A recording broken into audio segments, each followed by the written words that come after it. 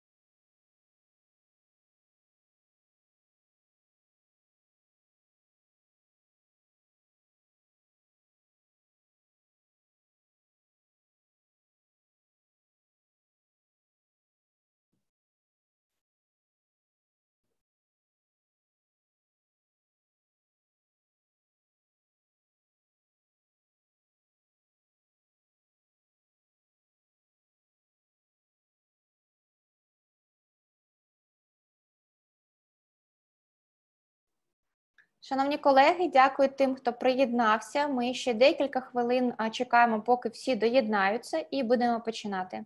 Dear colleagues, I'm sorry for a little bit delay. We are adding all our speakers and we'll start in a few minutes.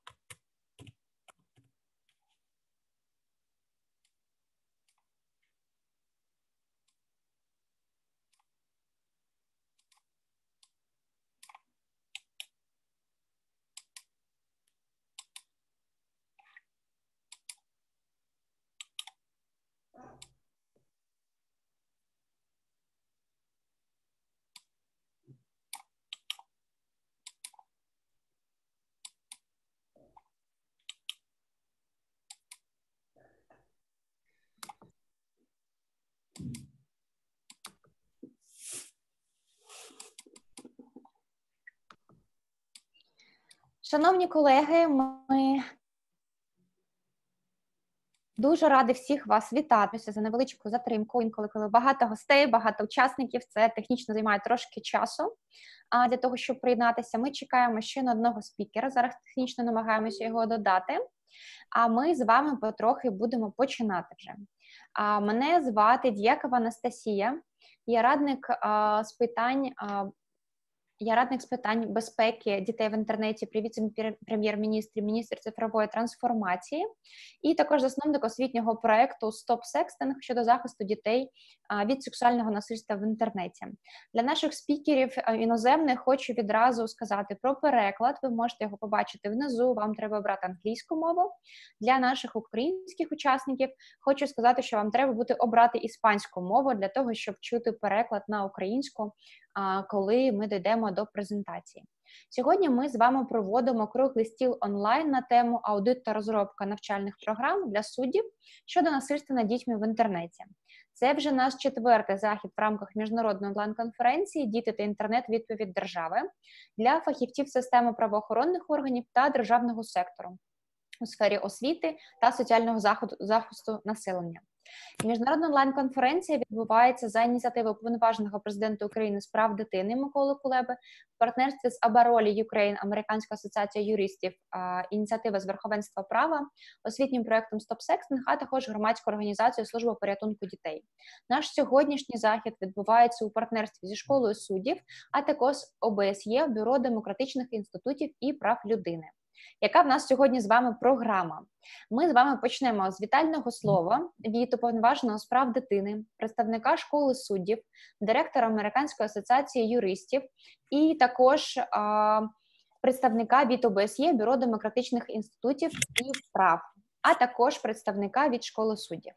Далі ми перейдемо до презентації від наших шановних гостей із Америки, Німеччини та Лівану. Потім у нас буде невеличке опитування і час до запитань. Тому, якщо у вас виникають будь-які запитання, ви, будь ласка, їх по ходу відразу записуйте в чат, щоб ми могли бачити, які у вас будуть запитання, і могли виділити час для того, щоб на них відповісти. Я вам вже сказала щодо перекладу. Ще раз нагадую, української мови нема, тому обирайте іспанську. Якщо раптом щось не працює, будь ласка, теж пишіть в чат, будемо все максимально швидко вирішувати. І з цими всіми питаннями. Також після заходу ви отримаєте лист із презентаціями, які будуть наших сьогоднішніх спікерів, і можете також відповіддю на цей лист задати ваші запитання. Сьогоднішня тема надзвичайно актуальна, бо, на жаль, кожен день ми отримуємо все більше і більше випадків сексуального насильства над дітьми в інтернеті, і розуміємо, що дуже важливо оновлювати наші знання для того, щоб ефективно попереджати та розслідувати ті злочини. Тому я дуже вам дякую сьогодні, що ми з вами разом зібралися, і дякуємо нашим шановним спікерам і партнерам за те, що цей захід сьогодні зміг відбутися. Зараз я хотіла б передати слово уповноваженому президента України з прав дитини Миколі Кулебі для вітального слова.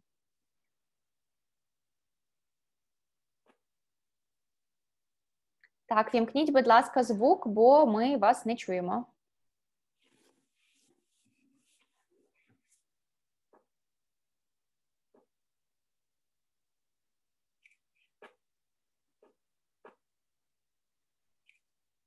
Угу. Можливо, в нас якесь технічне питання.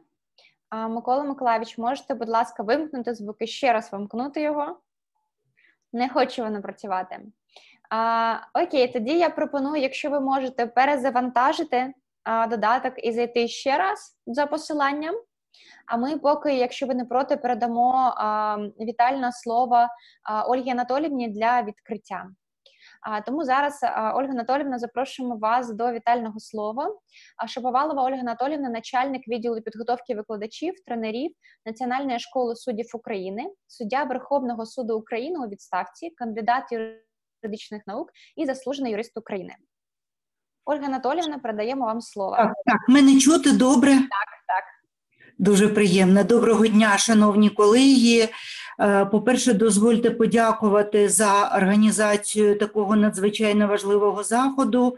Дійсно, з урахуванням того потоку інформації, який зараз поступає із засобів масової інформації, становиться абсолютно зрозумілим, що наші діти дуже часто опиняються у небезпечному стані, і те, що відбувається в інтернеті, той психологічний вплив на дітей, який, на жаль, дуже негативно може вплинути на їх розвиток, на їхню психіку, дійсно треба цьому чинити певний опір. Але ми знаємо з вами, що судді такий опір можуть чинити у специфічний спосіб. Тобто судді у нас розглядають певні категорії справ, і справи, в яких діти фігурують як потерпілі, вони є дуже своєрідними, специфічними з точки зору спілкування з дитиною, отримання від неї необхідної інформації.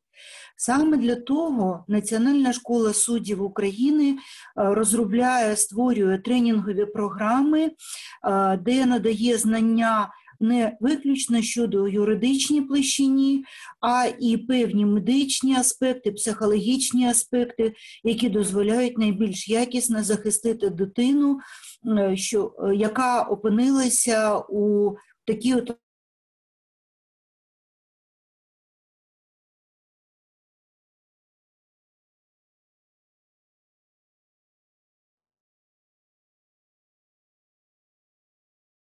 Здається, сьогодні в Україні надвелике навантаження на інтернет-мережу. Яким чином?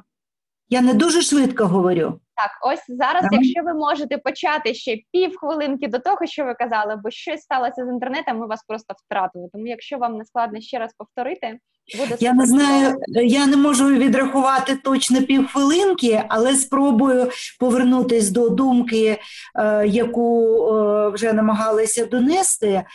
Я говорила про те, що Національна школа суддів допомагає суддям у розгляді справ, саме тієї категорії, які присвячений сьогоднішній круглий стіл, у своєрідний спосіб через навчальні програми. І саме тому ми приділяємо багато уваги створенню тренінгових продуктів, тренінгових програм, в яких надаємо знання не виключно у юридичній, а також у площині психологічні та медичні. Тобто ми намагаємось суддям надати сукупність знань, яка б дозволила під час розгляду конкретних справ, в яких дитина фігурує як потерпілий, найкращий спосіб її захистити і виходити саме із найкращих інтересів дитини. Сподіваюся, що під час сьогоднішнього заходу ми отримаємо дуже корисну інформацію від наших колег іноземних, які мають вже досвід у сфері захисту прав дитини саме від певного негативного впливу через мережу інтернет.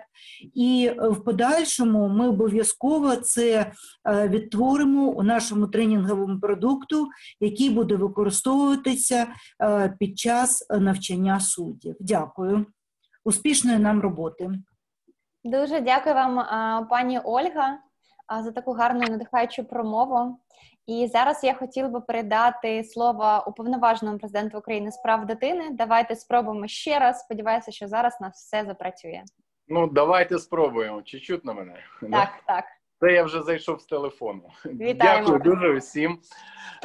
І хочу привітати всіх учасників. Насправді, для нас дуже важлива тема. І, на жаль, про цю тему говорять тільки в зв'язку, коли виникає якась дуже негарна ситуація з дитиною, яка постраждала в мережі інтернет. І сьогодні дуже багато випадків, коли чиниться насильство в мережі інтернет. Знову ж таки, дуже важко ці злочини кваліфікувати. І в усій системі, яка дотична в державній системі до таких злочинів, досить мало фахівців. І коли дитина проходить оцей шлях тернистий, коли, ну, по-перше, вчинено цей злочин, а далі ведеться розслідування, і дитина стикається із системою правосуддя, на всіх етапах ми чуємо досить часто від батьків або законних представників, що дуже важко захистити інтереси дитини, що до дитини не дослухаються або хочуть дослухатися, але шкодять дитині. Тому нам дуже важливо сьогодні, і ці круглі столи, це вже 4-й з них, які ми проводимо, ми звертаємось, в тому числі завдячуючи нашим партнерам з різних країн, до фахівців, які захищають права дітей в Україні. Тому я дуже дякую зараз представникам суддів, які присутні зараз на цьому круглому столі, і Національній школі суддів. Хочу подякувати як партнеру і представникам ОБСЄ. Я знаю, що Тетяна Котляренко також тут з нами і буде виступати сьогодні. І нашим партнерам також, і завдячуючи яким ми змогли організувати такі круглі столи. Це Американська асоціація юристів Абаролі, Стоп-Секстинг проект, Служба порятунку дітей, неурядова організація. Всі наші партнери, яким не байдужа доля дітей, які допомагають нам в допомозі дітям і сім'ям, в яких живуть такі діти сьогодні.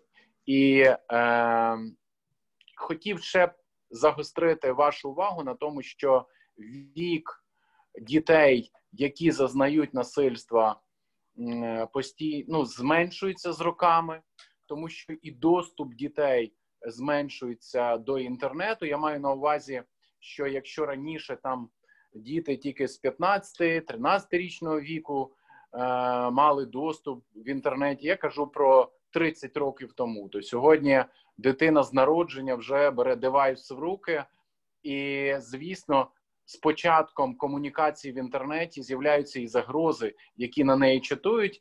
А сьогодні дослідження, які були проведені, говорять про те, що 40% матеріалів, які зображують дітей, це діти до 10 років, саме сексуальне насильство над дітьми. Тому, на жаль, кількість хворих, як на мене, психічно хворих людей, їх не стає менше, і замовлення такої продукції в усьому світі досить велике, тому і кримінальні угруповування, кількість їх зростає в мережі інтернет, тому і з'являються люди, які намагаються залучити до цього дітей. Тому нам особливо треба бути пильними і об'єднувати зусилля на рівні держави, щоб, перше, не допустити таких проявів, а друге, коли вже дитина постраждала, щоб надати максимальну допомогу такій дитині, в тому числі і під час процесів, судових процесів, де інколи трапляються досить негарні ситуації. Тому я хочу подякувати сьогодні наших спікерів.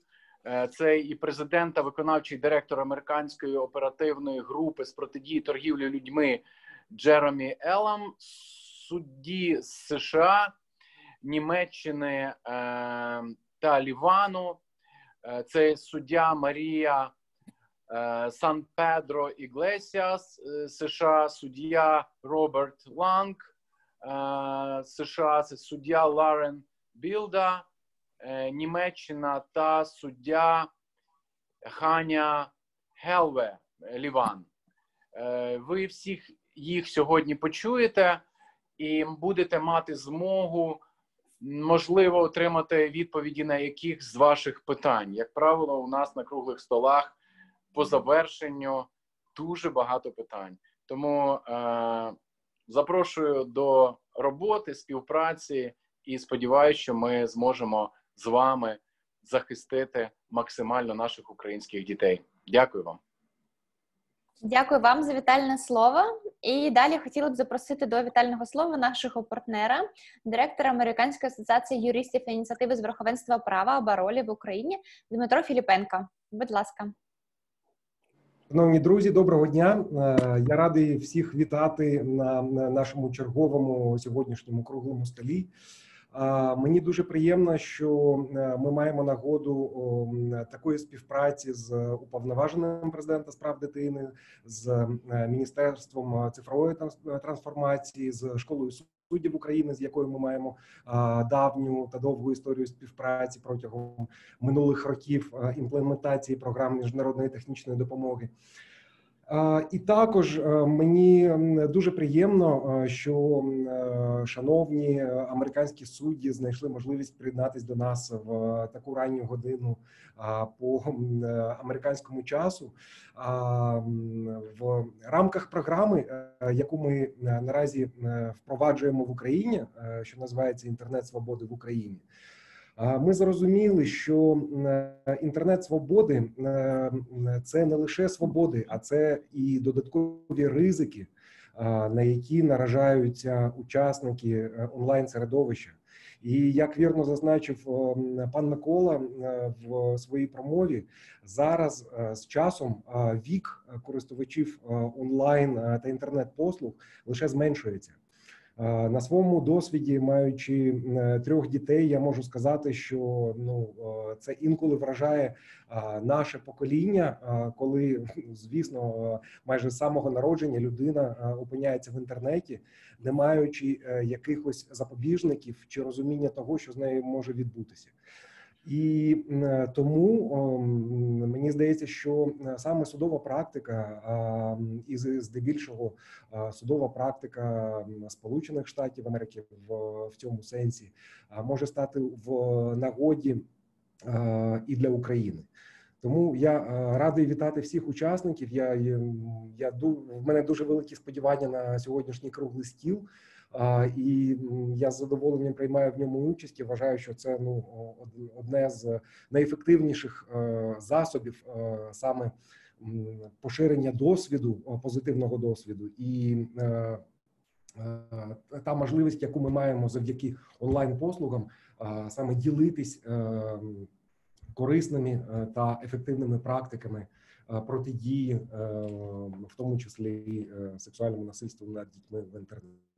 Тому всім дякую, шановні спікери, ще раз, і бажаю гарного дня та ефективної роботи нам сьогодні.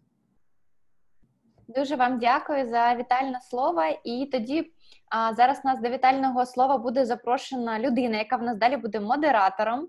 Тому, шановні колеги, нагадую вам, як замінити вашу мову на українську. Там, де ви бачите перевод чи переклад, вам треба брати іспанську мову, бо далі вся комунікація буде у нас англійською мовою. І зараз я хочу представити нашого шановного партнера Тетяну Котляренко. Вона є радником з питань торгівлі людьми в ОБСЄ, Бюро демократичних інститутів і прав людини.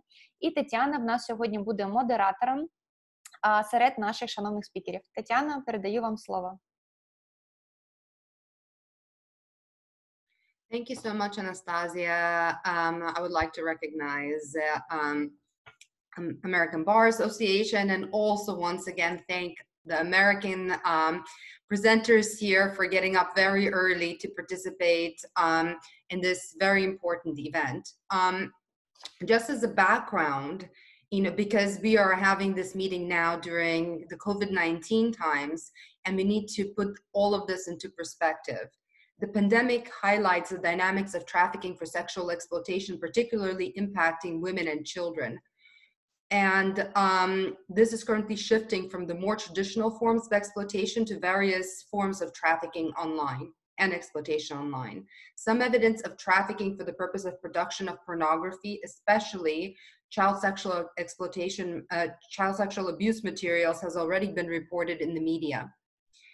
The pandemic has led to a significant overall increase in demand for pornography and live streaming in the countries affected by lockdown measures, and the combination of push factors and vulnerabilities has resulted in the exploitation of women and children in the online sex industry. According to data presented by Europol, the COVID-19 pandemic has had the most significant impact on cybercrimes compared to other forms of criminal activities. Some anecdotal evidence suggests that some forms of webcam sex trafficking also appear to be increasing.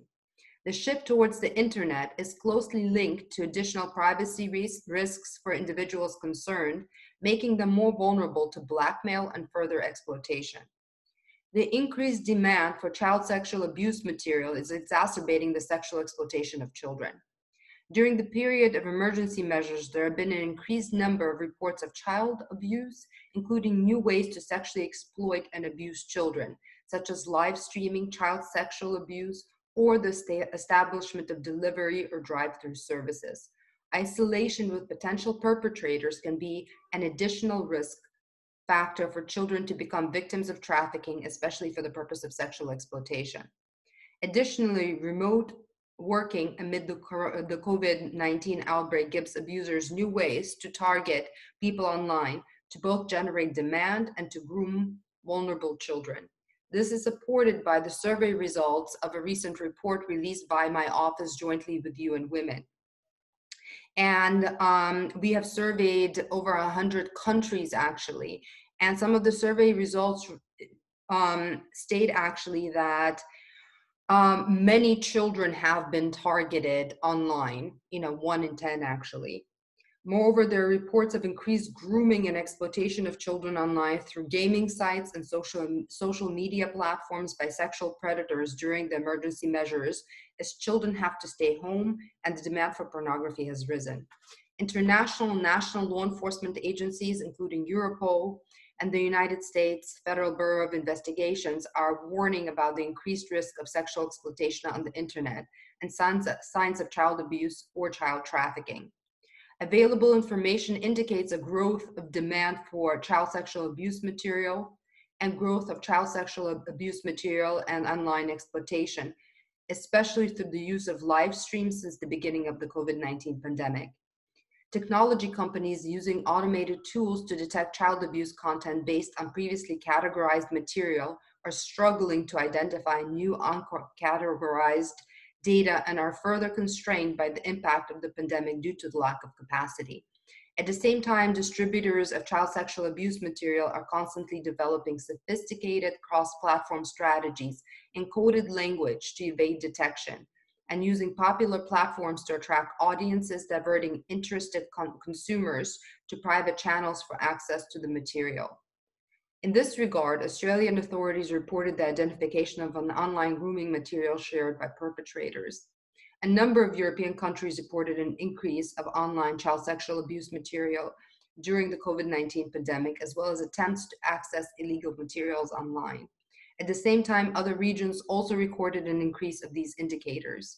In addition, Europol reported on conversations in online forums, including those in the dark web, on increased availability of children online during the COVID-19 pandemic due to isolation, unsupervised internet access, as well as more time for offenders to download and trade child sexual abuse materials, as many are teleworking or spending more time at home due to restrictions of movement. So these are just an outline of some of the issues to which actually you as judges will have to create real solutions and punishment for perpetrators. So we are here today because this is a really significant issue that has been exacerbated due to COVID-19 pandemic. We are here to discuss together the possible solutions and responses to these issues. Because at the end of the day, whatever work the police does or the prosecutors do is going to end up with the judges. With that, actually, I would like to start the panel by introducing Jerome Elam, who is actually participating and speaking in a number of these webinars, actually, because what OSCE believes in, and also the Ukraine authorities, that it is important to bring out the voices of survivor leaders specifically. So Jerome, I will leave the rest of the introductions to you, and the floor is yours. Awesome, Tatiana. Thank you so much. It's such an honor to be here today. And my name is Jerome Elam, and I am the president and CEO of Trafficking America Task Force. I'm also a survivor of child sex trafficking and child exploitation. And I wanted to add a few things to what Tatiana was just talking about. Now, there are two particular areas that are very concerning that we've been trying to address. And one of them is the use of anime in terms of child exploitation. And that, unfortunately, at this point, the laws aren't adequate enough to address that. But we've seen a steady increase in the use of anime in child exploitation. And also the use of what we call deep fakes. Well, they will actually take photographs of older children and they will actually change them, make them look younger. These are areas that the law is definitely struggling to keep up with, but we need to really stay on top of. And I can't stress how important the issue is and how I'm so incredibly honored and happy that Ukraine is addressing this issue, because as someone who testifies in trials of child abuse and someone who trains medical and mental health professionals in child abuse, this issue is so critical. And several of the issues that we continue to address here, what I think are important, are that when you are dealing with a child who is a victim of abuse or exploitation, we have to understand that it's difficult for them under the trauma they've suffered to deal with what happened, and that you're going to see inconsistencies in their story, which is very normal. And law enforcement has now, incorporated that into their protocols, that a child is going to have slight variations in their story. But we need first and foremost to believe the child.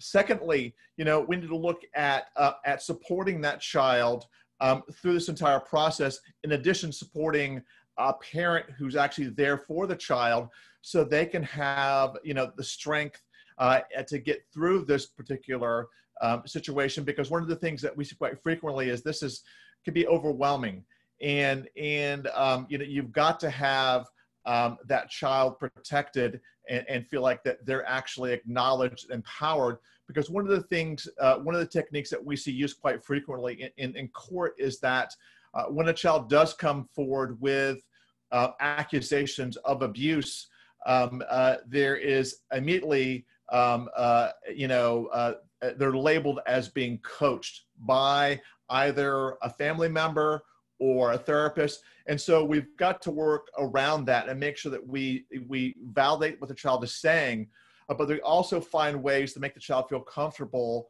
when they do give their testimony in court. And also, one of the areas that is critically important is forensic nursing. And I've been very honored to be able to train forensic nurses and speak as the keynote at the International Forensic Nurses Association conference. So forensic nurses are really key in the sense that, when a child comes forward with an accusation, collecting that physical evidence is so key. And one of the things that we understand as advocates and those who work with children is that, when that child comes forward, that may be your one and only chance to have that child disclose and talk about what's happened. Because oftentimes, and a large percentage, family members are involved in the abuse. So what we see happening is that when a child comes forward, and when the family finds out the child has disclosed this, they're immediately shut down by the family. So we have to have modalities in place that help that child to disclose when they come in on that first instance, and help them along that process of testifying, because their testimony is so critical. And I know so many people who have tried to speak out and been unable to, and it's a lifelong scar. And I want to talk about my story and to kind of highlight what a typical victim is like. Because for me, I was molested and trafficked and exploited while I was in school. So on the exterior, there was a real facade of me having a normal life, and this is really common. When you're being exploited, the people who are actually exploiting you don't want people to realize what's going on. So they go to great pains to make it seem like, you're a normal child. And during my trauma, which lasted from the age of 5 to the age of 12, my life was threatened. My mother's life was threatened. And so my silence was bought by these violent threats and intimidation. And also, when we talk about sexual predators, we find many of these individuals are very well respected in society. And when we talk about grooming, which I describe as psychological quicksand, which is how a predator goes after a child and gets them to keep quiet, they not only groom the child, they groom all the adults around them. So, while I was being trafficked, molested, and abused, I tried to tell a total of 10 people during the 7 years that I was trafficked and exploited. One of them was an ER doctor. And so what happened in my case, when I did try and disclose what happened, is that, when you're being trafficked or exploited, and in a lot of cases, you're given a fake identity so you can not be traced back to the traffickers or anybody else. So on that occasion, I was going to fake identity, and I didn't respond to the name I was given. So as a lesson, I was kicked in the ribs. And so I went to the emergency room with 3 bruised ribs. Now, while I was alone in that exam room with the doctor, I felt like, well, hey, this is the best opportunity I got. I got to say something. So I did tell the doctor that these individuals were hurting me. But unfortunately, the trafficker that brought me in had told the doctor that I was accident prone, attention seeking, and melodramatic. So the doctor then told the trafficker what I had said, and I ended up back in that same emergency room 3 hours later with 3 broken ribs. So my silence was really just ensured by all this violence. And another instance, a while after that, I tried to tell one of my teachers that I was being molested, exploited, and trafficked. And that teacher then began molesting me, which was, you know, horrific and egregious. But, you know, I'm here today, you know, as a testament that you can reclaim your life and that you can be productive and happy, and to help raise awareness about how we can prevent the next child from doing what I did.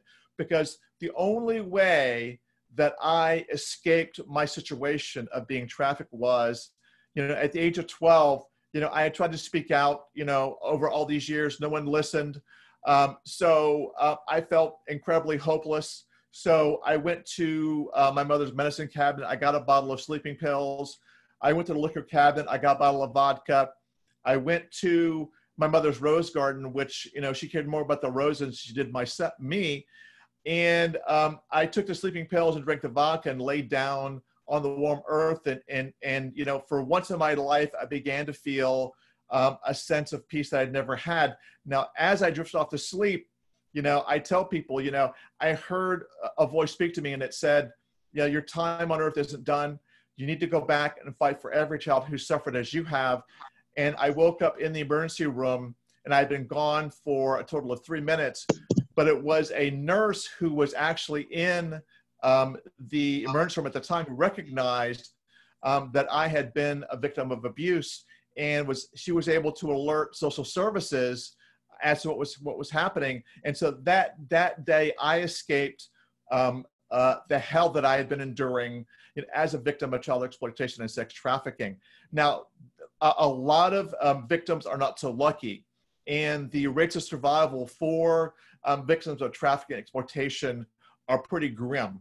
So again, I have to applaud the Ukraine for taking a step to educate and craft programs to help children begin to tell their stories and begin to prosecute those who exploit and traffic them.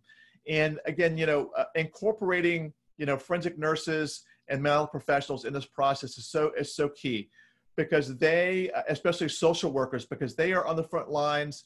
They have such an incredible knowledge of you know, of how children are abused and how to best communicate with them. And it's by supporting children and validating them and assuring them that the voice matters, that we can begin to address this crime and have them come forward and talk about this. Now, I want to talk briefly about, you know, the individuals that are perpetrating this crime, the pedophiles and sexual child molesters who are online going after children. Now, according to the research, now I want to make clear that I'm not a psychologist, but I have educated myself on this topic. And looking at the research in terms of sexual predators, by the age of 15, a pedophile has already molested several children. And this is a longitudinal crime that when the sexual predators start going after children, they never stop. Historically, from law enforcement perspective, none of these individuals come forward and disclose what they're doing. They're only come to the attention when they're caught. Now, one of the most egregious things about these individuals is the FBI Manual for Law Enforcement has 5 of the top excuses that sexual predators use. Now, when they're caught, at the top of this list is the child seduced me, which is total, you know, bunk. It's not true. So they, in their perception, the way they go after children is totally acceptable. And there's been several groups that have actually lobbied to be recognized, and these are groups of pedophiles that have been lobbied to be recognized. So they perceive their actions as being misunderstood, and that they actually have a right to molest children, and they actually see what they do as love. So right now, we don't currently have any kind of cure, any kind of treatment for this particular behavior. So the best course of action is to just keep them away from kids, keep them incarcerated, and make sure that, you know, we have a sex offender registry, and that people are warned about these individuals, and that they're in the area where their kids are. Now, when we talk about these sexual predators, one of the things you have to understand is that most typically they have a preference for either boys or girls. And there is some crossover where they do actually go after both. But in talking about those who go after boys, in the average lifetime of a sexual predator who goes after boys, they molest over 200 boys in their lifetime. So it's a very egregious area that we have to really pay attention to. And these individuals will typically seek out situations where they can get access to kids, such as youth coaches, charities that cater to at-risk kids like Jerry Sandusky's Second Mile Foundation. And another area that we have to discuss as well is the fact that when we talk about online predators, there are female as well as male predators who are going after children. Now, female predators aren't as well documented, but they are out there. Unfortunately, from what we've seen, in Western society especially, is that when we talk about a female predator going after a child, it's seen more as a rite of passage in society as opposed to child molestation, which it is. Now, we've gotten better about that, but both genders are equally culpable in this depravity where they go after children. Now, when we talk about the internet, predominantly the kids who are being victimized online, this victimization is occurring in internet chat rooms in 1/3 of the cases. And typically the children that end up in these chat rooms are ones that are victims of molestation, abuse, come from dysfunctional households, and are really looking for some validation in their lives or some love. Now, in my case, one of the things that I say is that I was desperate for affection as a drowning man is desperate for oxygen. So these kids are just looking for some kind of validation, some kind of acknowledgement that they matter in this world. And so they turn to chat rooms to get that validation, and it's there that they're targeted by sexual predators. Now, in a lot of the cases, when we look at children who are victimized online, an exchange of personal information is really the key factor when we talk about the pathway to being victimized. So we have to really begin to educate our kids and know how they're out to take advantage of them.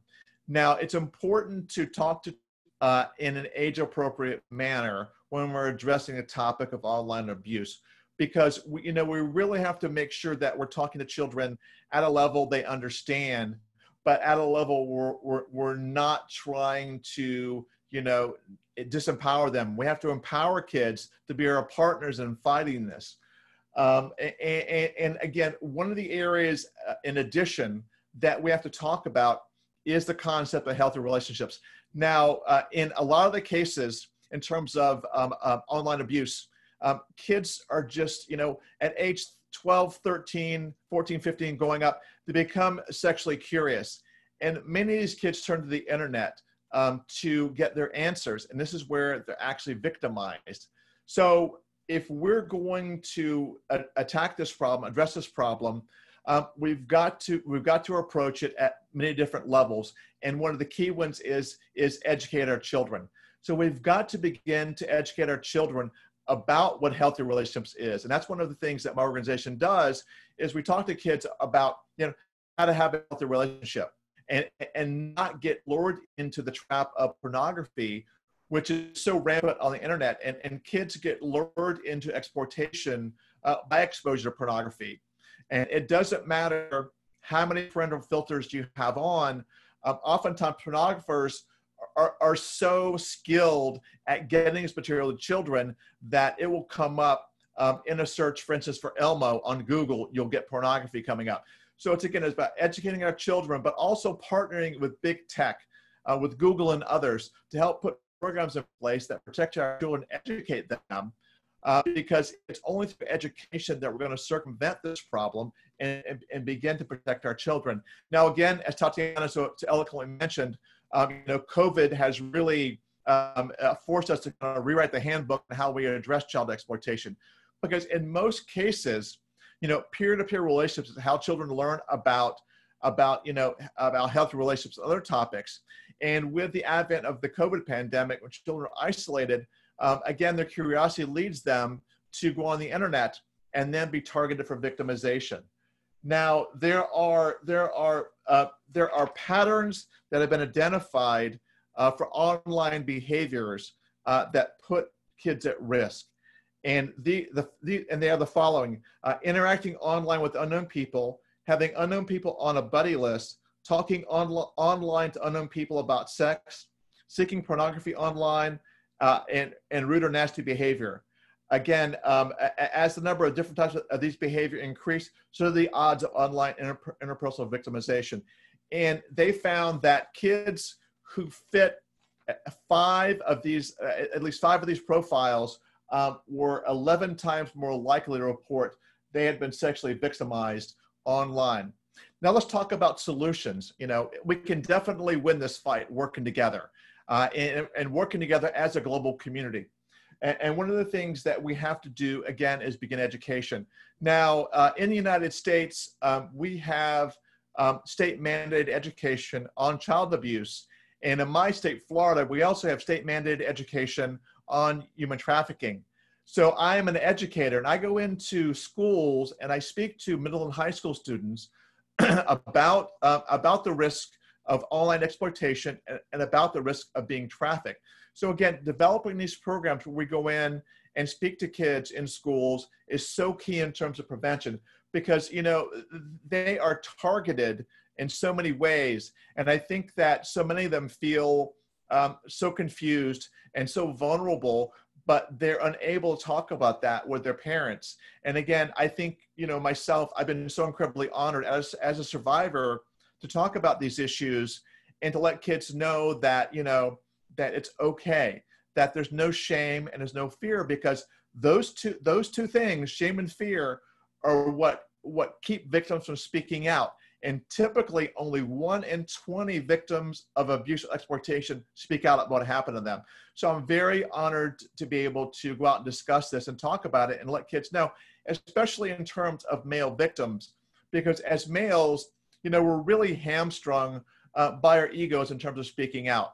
Now, I will say emphatically that I'm only here today because of a female survivor who taught me that I could be a man and I could be a victim, I could be powerless and I could still be a man. Because for so many of us who are victims as young boys, we struggle with that sense of ego, that we should have been able to do something. And I think one of the, one of the biggest healing experiences for me was to become a father. But in that same idea, I had a whole new level of healing, because it was only when my kids reached the age I was when I had been trafficked and molested that I really understood for the first time in my life that there was nothing I could have done as a 25-pound 5-year-old against a 250-pound man. So there's that sense of blame that sexual predators use when they groom victims. They make you blame yourself. Now, one of the things I will say that, when I was being trafficked and molested and exploited, oftentimes sexual predators would say, "Why are you making me do this to you?" And so they would just try to shift that blame onto the child and make you feel like you're responsible for it. And it took me, I spent 25 years with a trauma therapist to begin to overcome this. And I thank God for her and that I was able to overcome this. And it's only through, the grace of God, a therapist, and my wife and family that I'm able to be here today and to kind of reclaim my life. Because I will tell you honestly, 20 years ago, I could never have imagined, being in this position, being so happy and being so peaceful. And, I'm just so incredibly thankful for the ability to speak out and to be a voice for so many around the world who are being trafficked or exploited. Now, again, we have to just work together and exchange information, because, and I want to reemphasize something I said on Monday. you know, I think that right now, you know, in terms of, you know, Ukraine's approach to this, you know, you've already got the most powerful weapon in the world, your love of children. And I will tell you that a love and compassion for children is the most powerful tool we have in this fight. And the fact that Ukraine is addressing this matter and caring about it is just makes me so incredibly happy, because, you know, I came from a place in the 1960s, 1970s, when I was being trafficked and exploited, that there were no laws in place. No one knew about this. No one really paid attention. So to see this level of awareness, you know, being raised, I'm just so incredibly happy and so honored to be a partner and working together to begin to protect children against this crime, because, you know, no one should ever have to suffer as I did as a victim of abuse. And I want to thank everyone again for allowing me to be here today. And, you know, God bless you all, and thank you again. Thank you so much, Jerome, for really putting this whole issue into perspective, because a lot of times we look at it from a more theoretical or perspective or the sidelines. You've made us all actually realize what this experience entails and what we should do with regard to it. So thank you very much. I would also would like to take a moment to recognize the efforts of the Ukrainian government on its draft law on protection of children in the digital environment, which will also create the basis for really fighting this crime. And before handing over to Judge Maria San Pedro Iglesias, I would like to actually also tell you a little bit about the Grace Court, which I had the honor to visit a few years back, you know, which has actually created a significant impact on me and my work, and which has also now been reflected in the OSCE ODIHR recommendations to the Ukrainian government. I think having juvenile courts that really address and understand the trauma that children experience, and do so in a truly sensitive, age-sensitive way, trauma-informed way, human rights way, is truly important. So with that, I am very honored to hand over to you, Judge San Pedro. We can't hear you. If you could unmute yourself.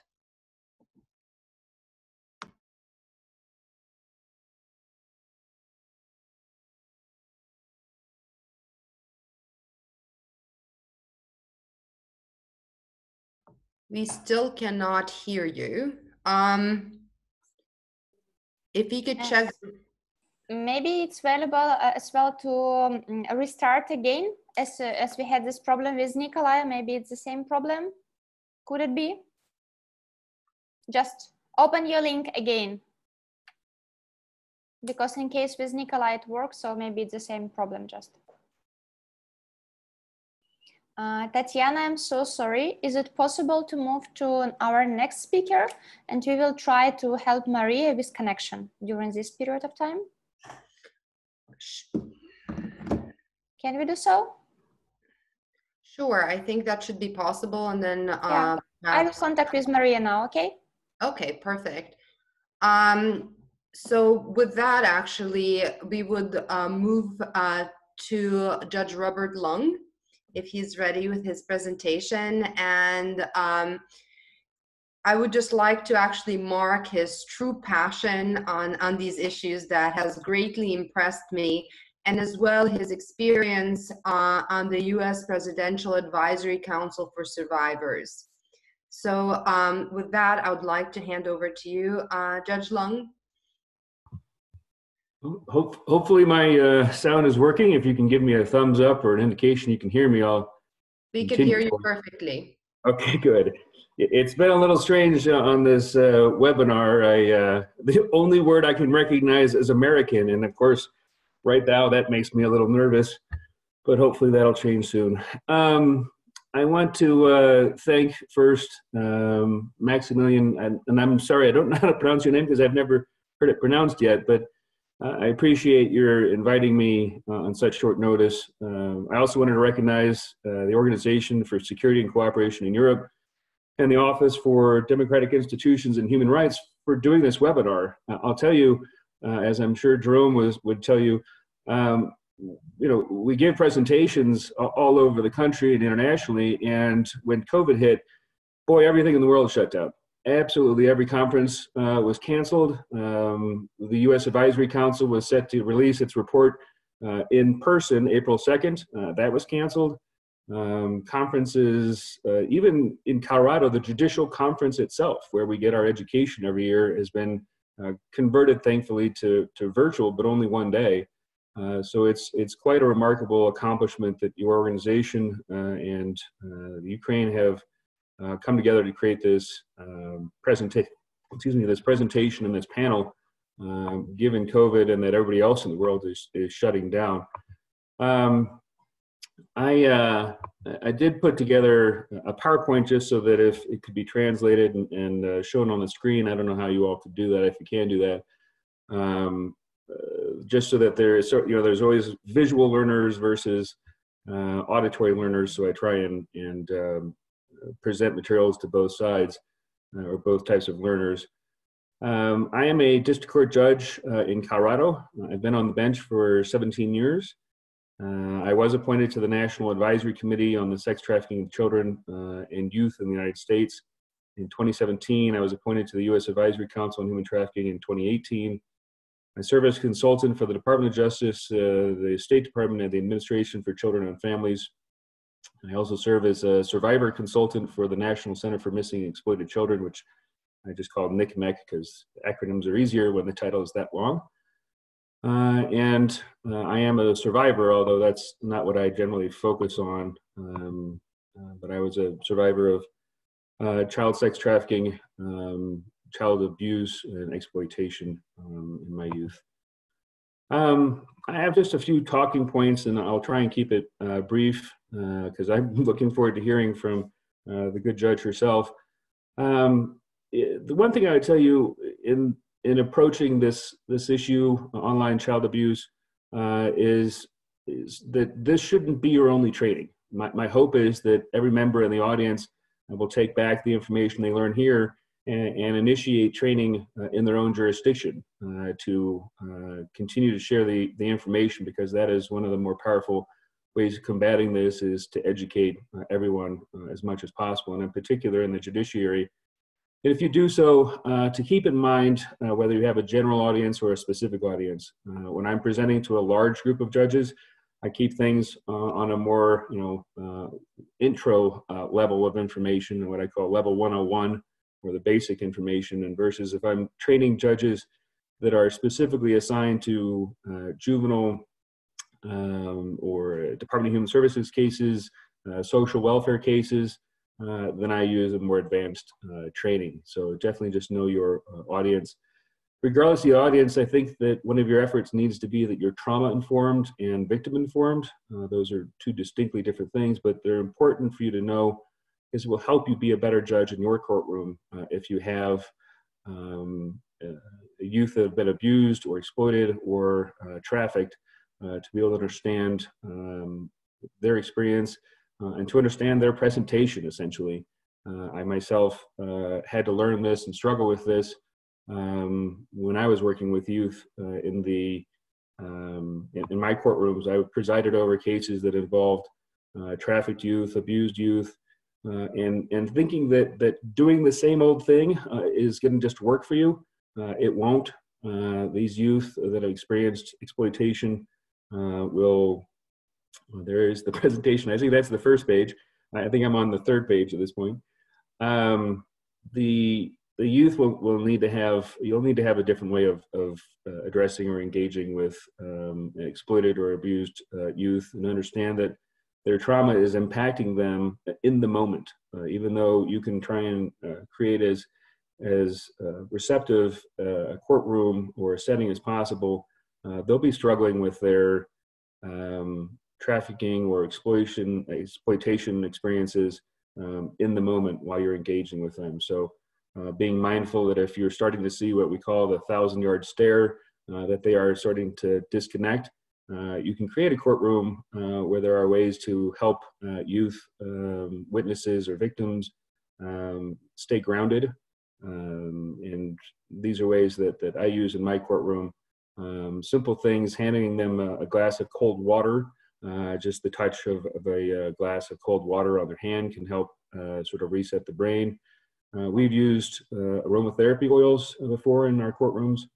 And so there's a number of ways you can think of to engage exploited youth to make sure that they're staying present if you have them in your courtroom.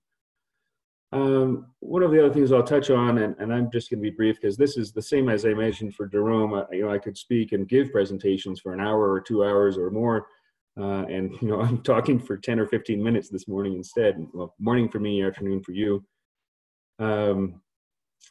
The thing I would encourage you to do as a judicial officer is to establish in your jurisdiction what you can call a council or a committee or a task force or a union. But establishing a multidisciplinary group of people to engage in methods or procedures or policies that you can put in place for each organization that is involved with an abuse case or a trafficking case to help develop some common protocols. The interesting thing is I'm on multiple multidisciplinary committees or councils. And even though those organizations will sometimes have competing interests, like for instance, having a committee or a council or a task force that has the district attorney's office, the prosecutor there, as well as a defense attorney, as well as the attorney for the child that we call a guardian ad litem, as well as the Department of Human Services or probation or pretrial, all these different organizations, they come from all these different perspectives, and sometimes they have competing interests.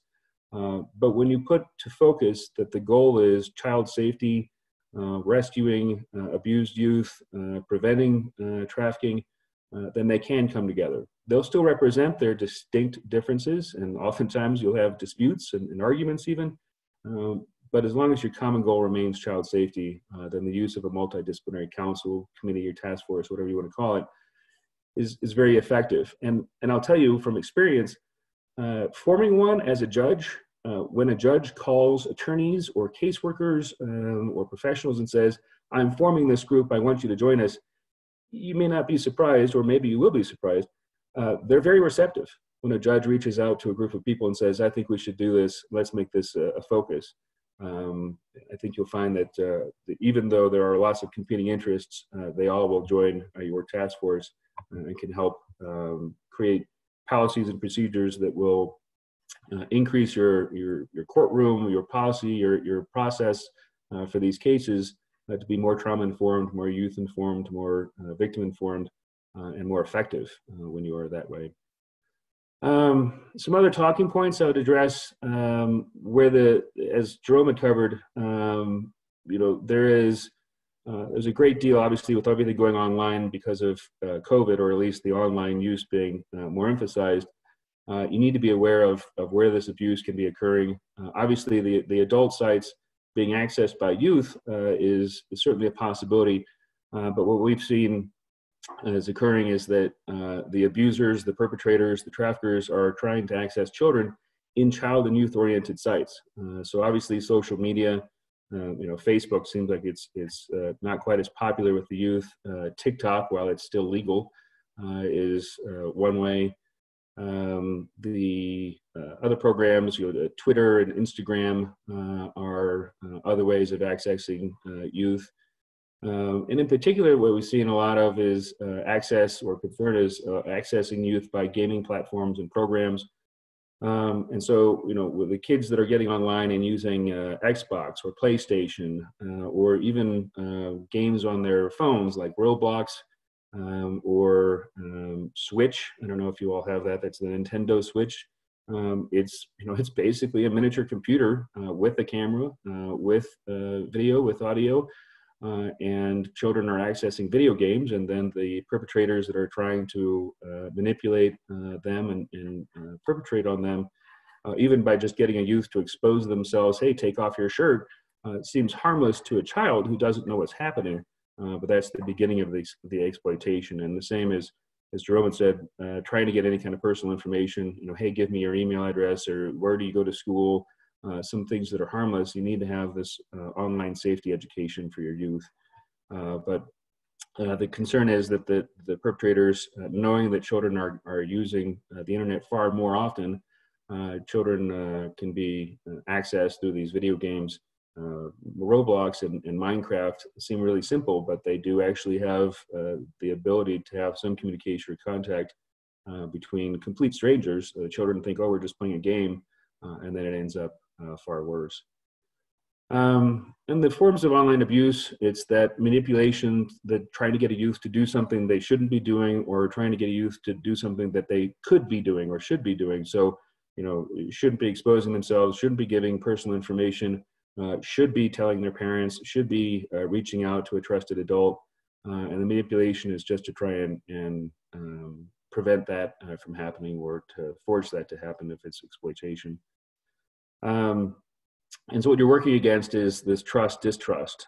Perpetrators are trying to create trust in themselves and trying to create distrust with anyone else, telling them, look, now you've done this, you can't tell your parents, oh my God, your parents will be so upset with you, and just trying to manipulate the youth into knowing who they can trust and distrust. The forms of abuse can be physical. There have been instances where a perpetrator has tried to, or actually has been able to get a youth to physically hurt themselves, to expose themselves, or to create some kind of exploitive material. So it's not just limited to one form of abuse. And as stated, I think by at least a couple other people so far, any kind of online abuse places the youth at risk of trafficking. That's actually, you know, as you can tell from where I'm working or what I'm doing, trafficking is my focus. There's so much more to cover, but I want to leave time for everybody else. So I'm going to just say thank you. I'm going to encourage you to practice self-care. You know, we, as judicial officers in particular, we were supposed to just grin and bear it and make it through all these difficult cases and all this difficult material. But the reality is that we have to take care of ourselves. So find yourself, you know, there you can, in the United States, it's a couple of dollars to get a little bottle of aromatherapy that just smells like oranges. And just smelling that when you're feeling the trauma or the, you know, I don't know what you want to call it, but the feelings of anxiety or stress from the materials that you're working through, you really need to reach out and do some self-care, do some stretching, some breathing, some yoga, some aromatherapy, something. Because if you're not taking care of yourself, how are you going to take care of the people that are appearing in your courtroom? And the last thing I'd share is, you know, even when you see the worst case possible in your courtroom and you think, oh, you know, this child is lost or this child is beyond help, I would encourage you to look at Jerome, look at myself, look at any survivor that has gone from victim to survivor to thriver, and realize this child in front of you in the worst shape possible could be your colleague tomorrow. I'm a judge. I never thought, after I came out as a survivor in 2014, I never thought I would become a judge. I was still a magistrate at the time. And then the governor of Colorado at the time appointed me to the district court bench as a judge, and I sit and serve in 6-year terms as a district court judge, even though I had already come out as a survivor before that. So it's possible to go through hell and to make a difference in the world. The last thing I just absolutely have to touch on, the same as Jerome did, is that because I struggle with it so much here in the United States, it's one of the things that I feel a bit ashamed for the United States, is that we still struggle with accepting and including males in this conversation. When you say women and children, of course, the presumption is children includes boys, but if you don't say boys, they're not included. In the United States, the perception just across the country is that when you say sex trafficking, it means teenage girls. And, you know, while that might be the majority, you know, it's not something that we should be ignoring the other victims, because if we do, the message, of course, to the society is, well, you know, boys don't count, and that message gets to the boys too. But the worst message of all is to the perpetrators saying, hey, here's an entire population of victims that we're going to ignore because we feel uncomfortable acknowledging that boys are victims too. And that's a horrible message to send to perpetrators. It's a horrible message to send to boys who are suffering. So my hope is that Europe is getting it better than the United States, that you're acknowledging that it's more than just girls. It is men, it is women, it is boys, it is girls, it is those who don't identify with the gender. It's all orientations, it's all races and heritages, it needs to be inclusive. Because I can't imagine the victim, and I would say you don't count. Thank you for your time.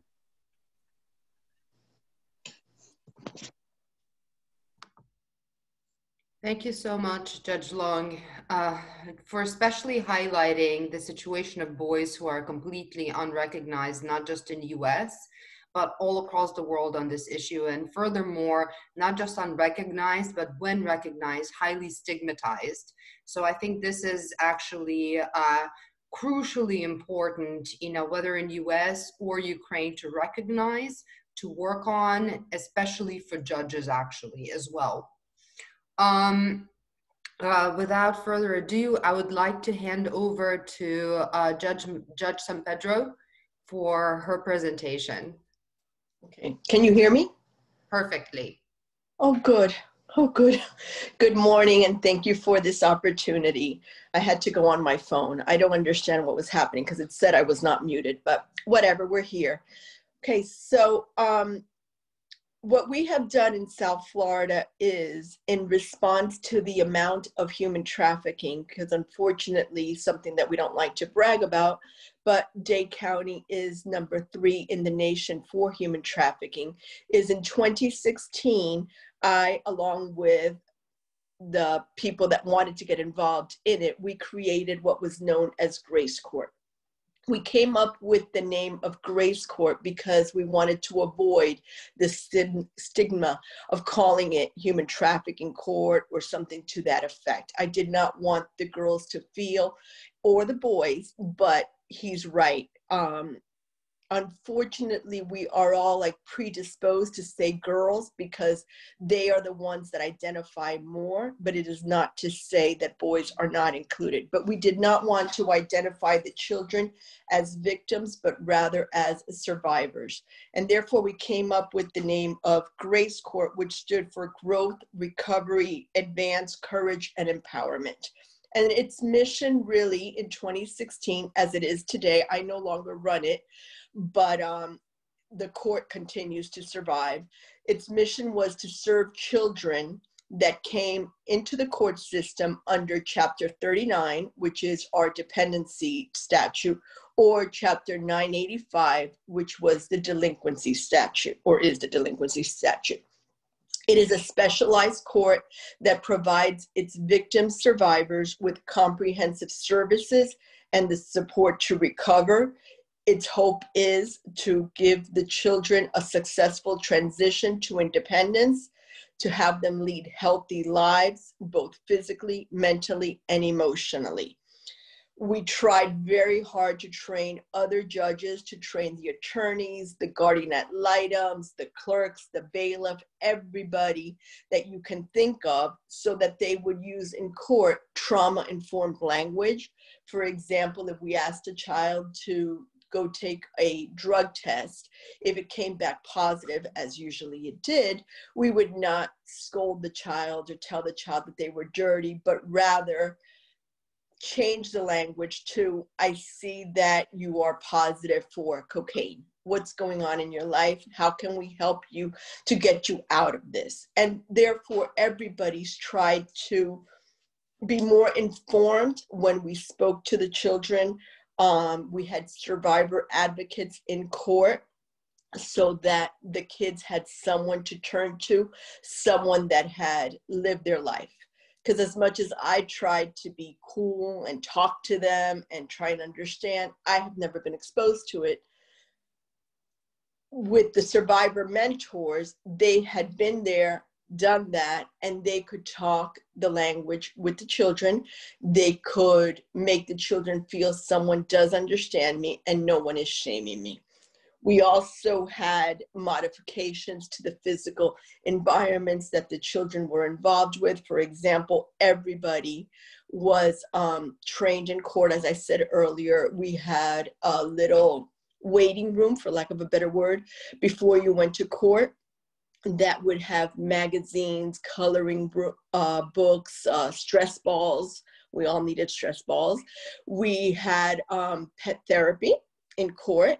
So dogs would come in to ease the situation. I had a trial in which a child had to testify in front of her abuser, and it was very, very difficult for that child, obviously. And as she heard everybody testify about her as if she wasn't even there, that little dog that was a physical, a therapy pet, gave her the strength that she needed. She would be able to pet the little dog. The dog would cuddle up to her. They have trained handlers. That was something that really, really helped immensely. What also helped immensely in Grace Court was the training. We were very lucky that everybody bought into the idea. At first, unfortunately, some of my colleagues in particular were very against the idea. What was this going to be? Just a runaway court? What were you going to do? Just issue pickup orders and then quash the pickup orders? Because children, obviously, that are victims of human trafficking run away constantly. However, the state attorney, the school board, DCF, which is the Department of Children and Families, the Department of Juvenile Justice, law enforcement, the case management agencies, the providers, the state attorneys, they all bought into the idea. And we all worked together. We trained together, learned a lot more about human trafficking that I thought was available to anyone. And together, we did have a very successful court. Obviously, some children don't get out of the life as quickly as we would like them to.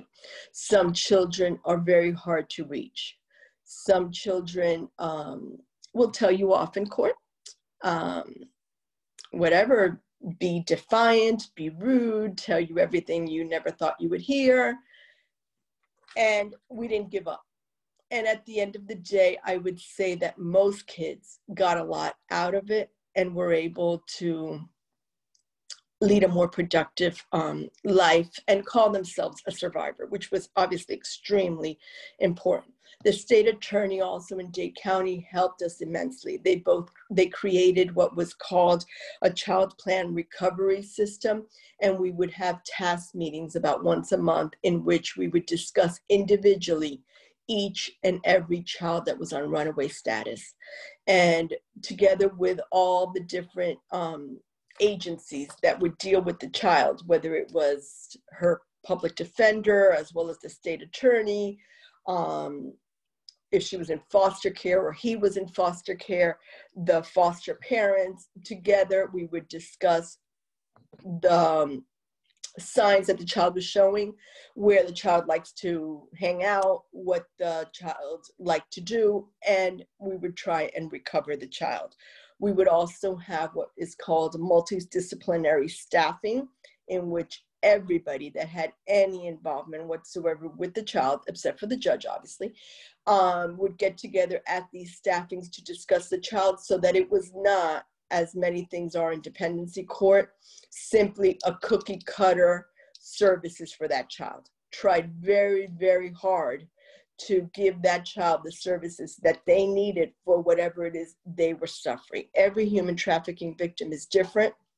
They don't all need the same things.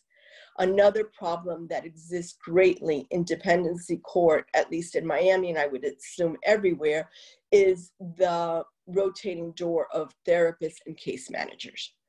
Citrus, which is who runs the child welfare provider section of the foster children, they have come up with a program that I don't know what they do to their therapists, but they never leave. And no matter what, that therapist sticks with the child. If a child runs away for 6 months, when they come back, they have that therapist. And that is amazing because the child finally has a constant. Also, those therapists do not run in on the first day of their meeting the child and, hi, what can I help you with? What are your problems? They actually establish a relationship with the child, whether it's yoga, whether it's going to the beach, whether it's hanging out at a restaurant, whatever, until they gain the trust of that child and therefore can make some leeway with whatever the child needs. I am humbled and honored beyond words that the Ukrainian government wants to look into this and try and do something to help these victims. Whatever I can help in, I am available. And I would like to leave more time for all the other speakers and I guess questions and answers at the end. Judge San Pedro, if I could also ask you just to mention the bench book, because I think it's also something that could be of relevance as well in this discussion. Of course. And I don't think that I shared that with you, but I believe you told me you had it. And if you don't, I will obviously send it to you. We created a bench book on Grace Court.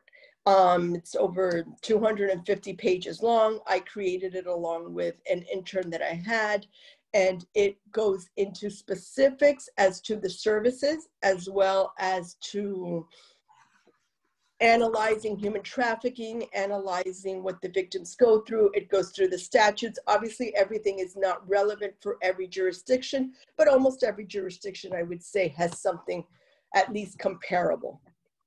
So I am happy to share the Grace Court bench book with all of you, or better, they share it with you because I'm not sure if I know how, but it's really very helpful. Thank you very much.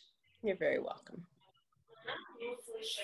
And with that, I would like to invite Judge Karen Bilda for her presentation. Also, once again, acknowledge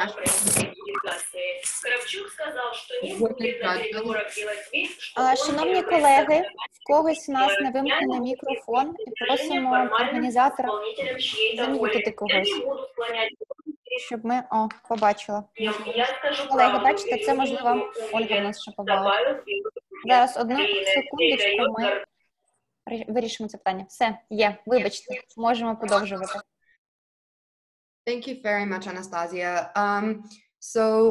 With that, I would like to introduce Judge Bilda, who has extensive experience working on these issues, and also once again recognize the International Association of Women Judges, who kindly introduced us to her for her to share her expertise with us today. Judge Bilda, the floor is yours. Thank you very much. Is it possible to listen to me because I had some problems with the internet connection? You can see me and no, you see my presentation and you can hear me. I hope. Do you hear me? We can hear you. Perfect. Good. I'm sorry. Maybe it will be a good idea just to mute video, so you will have a better connection if you will left only audio, okay. And I will show your presentation. Video. Yeah, without video. But may I also ask you to tell me when I have to put next slide, so it will be easier for us to work together. Okay? Exactly. That's what I was supposing, because otherwise, we need to have a good communication. So. Thank you very much for inviting me, and I'm very happy to, and hopefully will support these conference with some practical ideas and views. First of all, I want to keep the focus or make us feel aware of the situation of the child being a witness, like the first speaker, Jerome Elam, said, children want to be heard, victims want to be heard and want to be seen. This is the first sheet of my presentation. I will start with the needs of the children, a child victim. Then I will go to the impacts of testifying. I will make a very brief excursion on the European approach to tackle sexual abuse, online abuse, regarding as protection of child victims, because this is the law and the approach valid for Germany too, because we are part of the EU, and the director from the EU we are bound to adapt them into national law. And in the last and third part, I'm going to try and to offer some practical help for the judges here in the audience, how to make a setting and to understand how a hearing of a child or an interview can be structured to make it child-friendly and with a good view to the needs of the child. First of all, the first sheet is, because it's still the one with the little sweet little girls, but the next one is, so if you can change the sheet, yes, this is, well, I get my English version. It looks very, very nice in Ukrainian, but I don't understand, yes. Now I've got the Ukrainian version now. Yes, like the first Jerome Elam said and pointed out, that's from my experience too, it's in the superior interest of the child to be included in the proceedings, to be able to express his or her views and to be heard.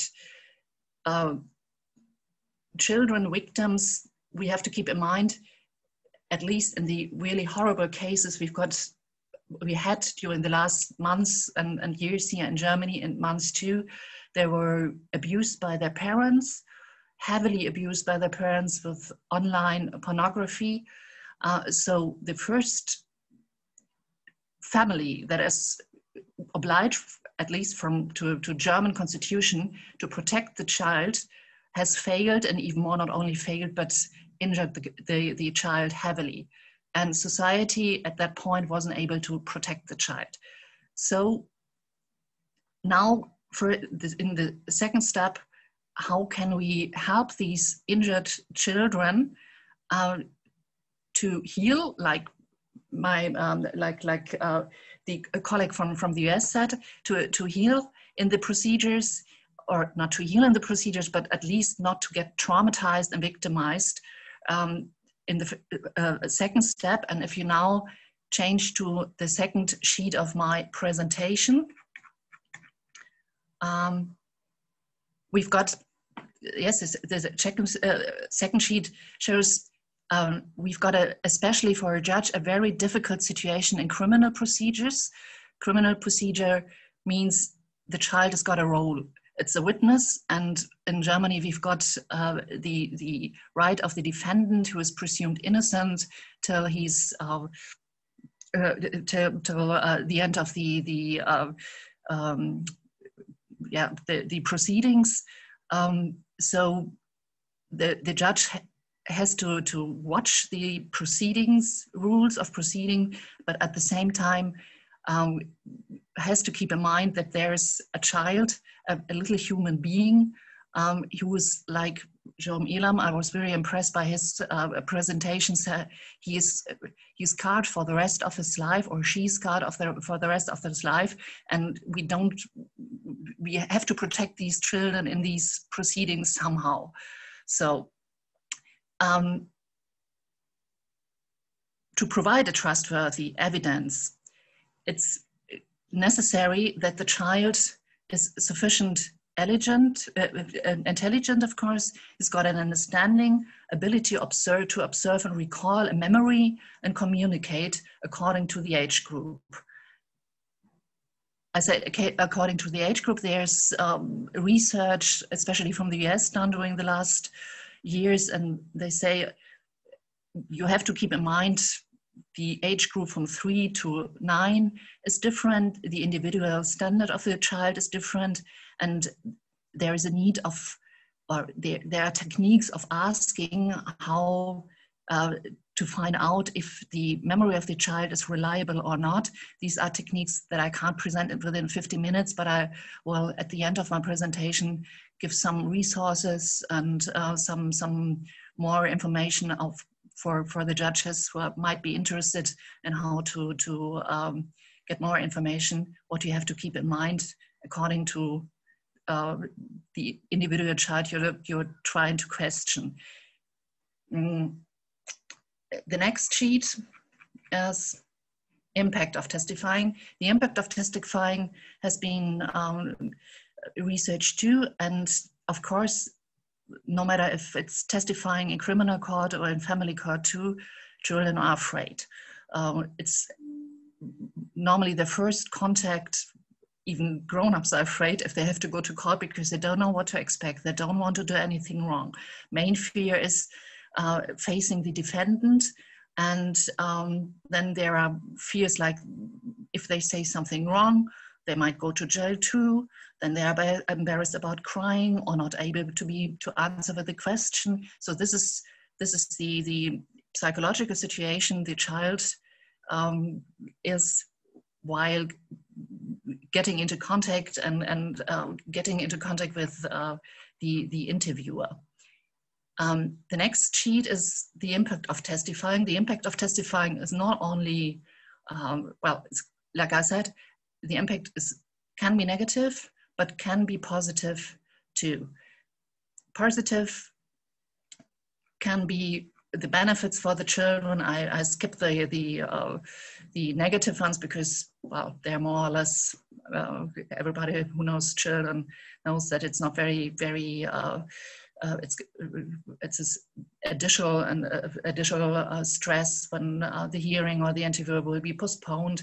The benefit is when they testify in court and they are heard, it can decrease the anxiety. They can feel less victimized and have a greater sense of control. According to the research, there was these impacts of the testifying was always diminished when there were a person of trust, or even, yes, support of the mother, if the mother wasn't the predator, giving more stability to the child. So, and then, well, this is just to show a setting of what the child is, the psychological state and the impacts you have in mind while interviewing a child. I just give a brief survey because according to these needs and the anxiety, the European Union already suggested and implemented measures to protect children in these special situations, children victims. The main directive was the first one, it's the next sheet. The first one, the directive from 2011. It's the directive about combating the sexual abuse and sexual exploitation of children and child pornography. For the one in the audience that can't read the Ukrainian presentation like I can't. So this is the directive on sexual abuse, sexual exploitation of children and child pornography, protection of child victims and criminal investigation and proceedings. And 1 year later, we had the big one important directive on support and protection of victims of crime and vulnerable victims. Vulnerable victims, of course, are child victims too. And we had, this is a very, very new one because the directive, especially the first one, wasn't adopted in the member states like it was supposed to be. The EU issued an infringement on 23 countries in last year because the directive wasn't adopted into national law, and unfortunately Germany was one of the countries among those. And in July this year, on the 24th of July 2020, the Commission made a communication about a new strategy for more effective fight against child abuse, and they pronounced different measures that I'm not going into it. I put at the end of my presentation the internet links for further interest, so if anybody wants to check what the EU is trying to plan. My next sheet is the quotation from the first directive, the fundamental directive of the EU. It's Article 20, protection of child victims, and I quoted the points concerning the interview with child victim. And if you can skip through it, you see that all these fears and the anxiety of the child, the EU tries to translate into protective measures. There is supposed to be no delay in interviews. Premises designed or adapted for this purpose. This means forensic interview rooms, the one I put it and carried out through professional train for this purpose. This is because in Germany judges are supposed to be trained for it, because we are in family court and criminal proceedings. The judge is the responsible one for doing the interviews. It can't be transferred to a psychologist like in other countries. Like in Lithuania, I know this from my judge training and hearing of the child and family procedures. It was an EU training, and within the EU, UK too, they don't know these, they don't know, they've got a different proceedings, and their proceedings allow the interviews to be carried out by special trained child psychologists. This is not Germany, so we judges have to do it, but we don't know really how sometimes. So, and then if we skip through it, we've got the child victim maybe accompanied by his legal representative or by an adult of his choice. One very important point is the audio-visually recording. And the audio-visually recording interviews before the hearing in criminal court. We adapted this additional measure very recently in Germany and made it possible by the end of last year that the judge is interviewing the child, or testifying the child before the actual hearing in criminal court, but my colleagues haven't got any experiences in that field because it's a very new paragraph, and there's a big discussion about how the lawyers are able to put questions to the child when there's a secluded interview and not an official hearing in the criminal court, because one of our main principles in criminal procedures is that every hearing is in public, and the audiovisual recording infringes this principle. So this is difficult. Yes, the hearing has to take out without the presence of the public. This is to shelter the child for, especially in these very difficult and very prominent trials, that the name of the child is not published in the newspapers, so it won't be bullied in school, and not not losing his dignity, because everybody knows what's happened to him. So these are the ideas of the EU. As said, we are still adapting it, and the ideas are, I guess, very, very, very useful. But I must say, for Germany, we didn't adapt all these points in our national law. So if we come to the next sheet, now I'm getting more into the practical point for judges. And first of all, I must say that it's very difficult, or it's not difficult, but we judges, we are trained in legal fields, and not as psychologists. I don't know how the law studies are structured in your countries, but in Germany, we are strictly focusing on learning the law, and not learning how to communicate and in techniques of communication, and neither in psychology. So when it comes to the jobs and say, okay, judges have to do the interviews, you think, how? So, no? Well, how we can conduct these interviews, there are, of course, samples and basic ideas. And I want to present one basic idea that says, no matter if it's criminal procedures or family or immigration interviews, when talking to a child, it helps if you keep in mind that an interview should consist of 3 stages. The first one is create an atmosphere of trust and connect to the child. This is, this is, you're already on the sheet, I guess. Connect to the child means try to it's difficult. Address him or her with her name. try to make her feel her secure and get an impression of the child. Try to talk to the child in a way that is not lecturing and not, but this is really difficult because it requires a certain attitude we don't learn in law studies, and it's more about personal, I wouldn't even say skills, it's more a way of how to connect to other people anyway.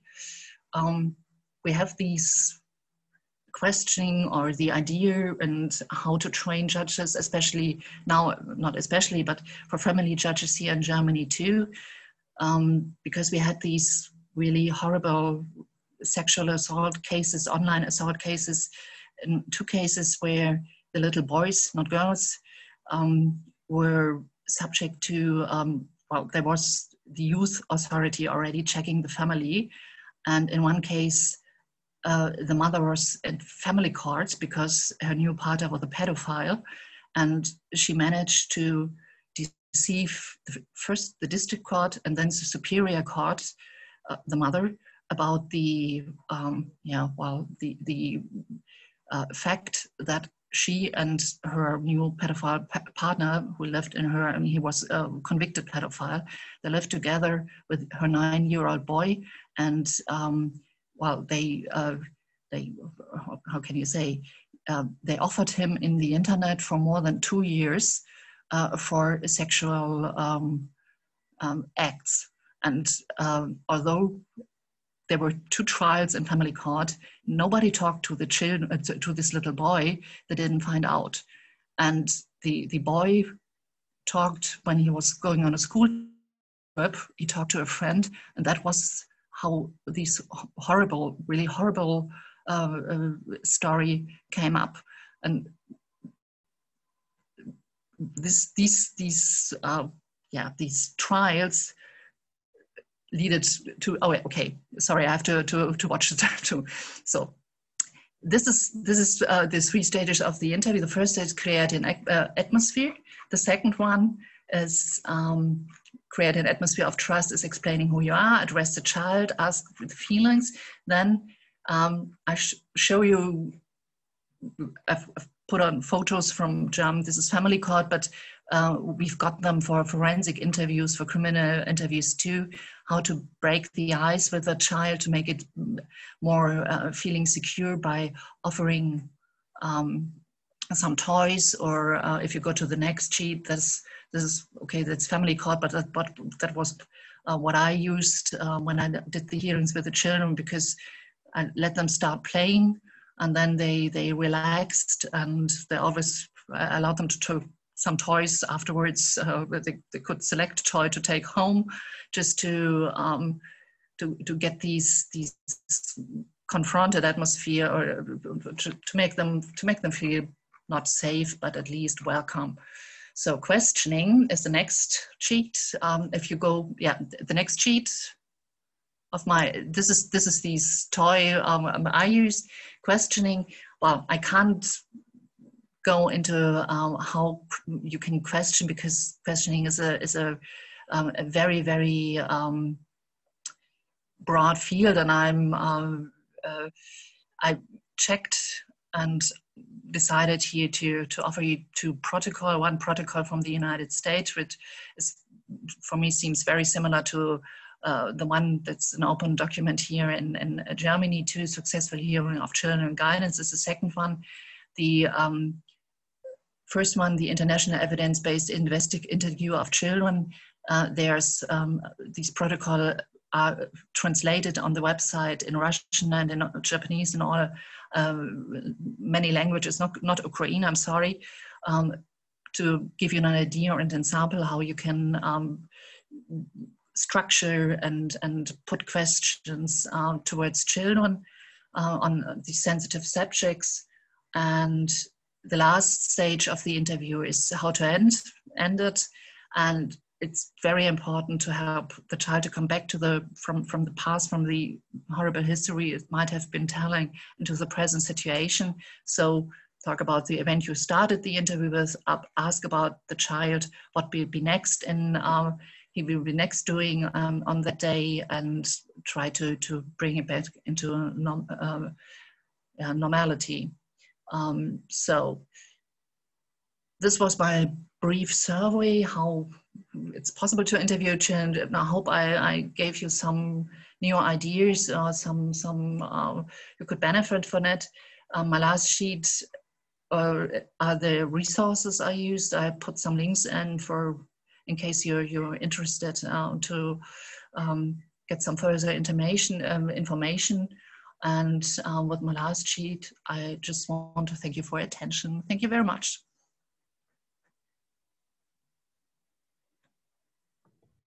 Thank you so much, Judge Bilda, for really describing to us the process used in Germany, but also in many countries around the world, and specifically highlighting the NICHD protocols, which are really truly the accepted gold standard globally on how to interview children. I would also like to mention the recent reports of uncovering of tens of thousands of people who may have been involved in online child sex abuse networks in Germany, and the fact that the German government is actually looking to adopt more stronger or strengthen its laws on this particular issue, as well as the recent legislation actually that gives the rights to investigators to pretend to be children actually and bait potential pedophiles to actually catch them. So this is actually something that has also been advised to the Ukrainian government in our recent set of recommendations actually to consider this type of legislation, so that we can actually prevent this crime from happening versus deal with the consequences of it. And with that, I would like to turn to the last speaker, Judge Helva, to specifically actually present to us a very technical subject actually on digital forensics and share her knowledge and expertise with us, because this is a rather narrow field that many judges do not deal with directly, and I think would really contribute to the discussion today. So the floor is yours, Judge Helva. Hello, good afternoon. Good afternoon. We can hear you well. Well, my name is Hania Al-Hilwe. I'm a Lebanese judge. I'm the Lebanese focal point for cybercriminality, and I'm a Council of Europe expert on cybercriminality. I benefited a lot from the valuable presentations, really, and thank you, Jerome, for the presentation, because usually I cover technical parts, so this part was very interesting for me. Well, we all know that Internet, we are all entitled to use the Internet to share the information safely. But the reality is different, as Jerome said. The reality, and now the Internet, the word, is an online environment for abuse and violence. Children and adults, especially children, can be sexually exploited, abused, bullied, and harassed. Well, for the legal cover, I think that we should concentrate on three elements. On Budapest Convention, because Budapest Convention mentions these crimes, an article, I don't know the article name, but it mentioned them directly. The Lanzarote Convention, it talks about the children online, and the directive number 2011 that Karen just explained, okay? Next slide, please. I'm gonna talk about three things. I'm gonna talk about the threats, the challenges, and I'm gonna present the actions and my recommendations in the finish. Next slide, please. For the threats, as you see, I put them in a triangle. The first and most important threat, but the less one that's happening in the real world, is the sexual exploitation. And you all explained this phenomenon, so I don't need to explain it a lot. We all know what is online child sexual abuse and online sexual exploitation is. Well, it involves the IT using to exploit children by adults or by children. The second one you see in the triangle is the exposure to inappropriate content. As we all know, the children are not controlled when they are on internet, and they can access all content, especially drug, hate, pornography, and even glorification of terrorism. Well, controlling this is not easy. Maybe if digital ID is in all countries and you cannot access internet except when using digital ID, this could be useful. But generally, children can, and it's easy for them to be exposed to such content. The third one, and the most common one, is the harassment and cyberbullying. Well, in the real world, when you are bullied or harassed, only your friends. But in the cyber world, everybody knows, because once a picture or a video is posted, nobody can delete it. Even if you remove the link, somebody, somewhere, somehow, the picture or the video is saved. When we talk about harassment and cyberbullying, we talk about children harassing children and adults harassing children. Both are happening in the real world, and it's really happening, and it could lead to suicide in most of the cases. I remember we had one case in Lebanon 2 or 3 years ago where we had harassment for a minor. I think it was from Morocco, and we couldn't identify the perpetrator because we couldn't get the IP address. He committed suicide. And also this case happened in Canada in 2013 with the Halifax, and it happens in California also in 2015. Similarly, they committed suicide. So it's really dangerous. It seems that's not very important, but it is. Well, next slide, please. Now I want to talk about the challenges. What are the challenges that a judge may endure to be able to follow these cases? Well, we have legal challenges, we have technical challenges, and we have imminent challenges. I'm gonna start with the legal ones. Next slide, please. Well, legal challenges are many. The most important one for me is not having a convention related to cybercrime, a universal one. We all know that Budapest exists, and it's very important.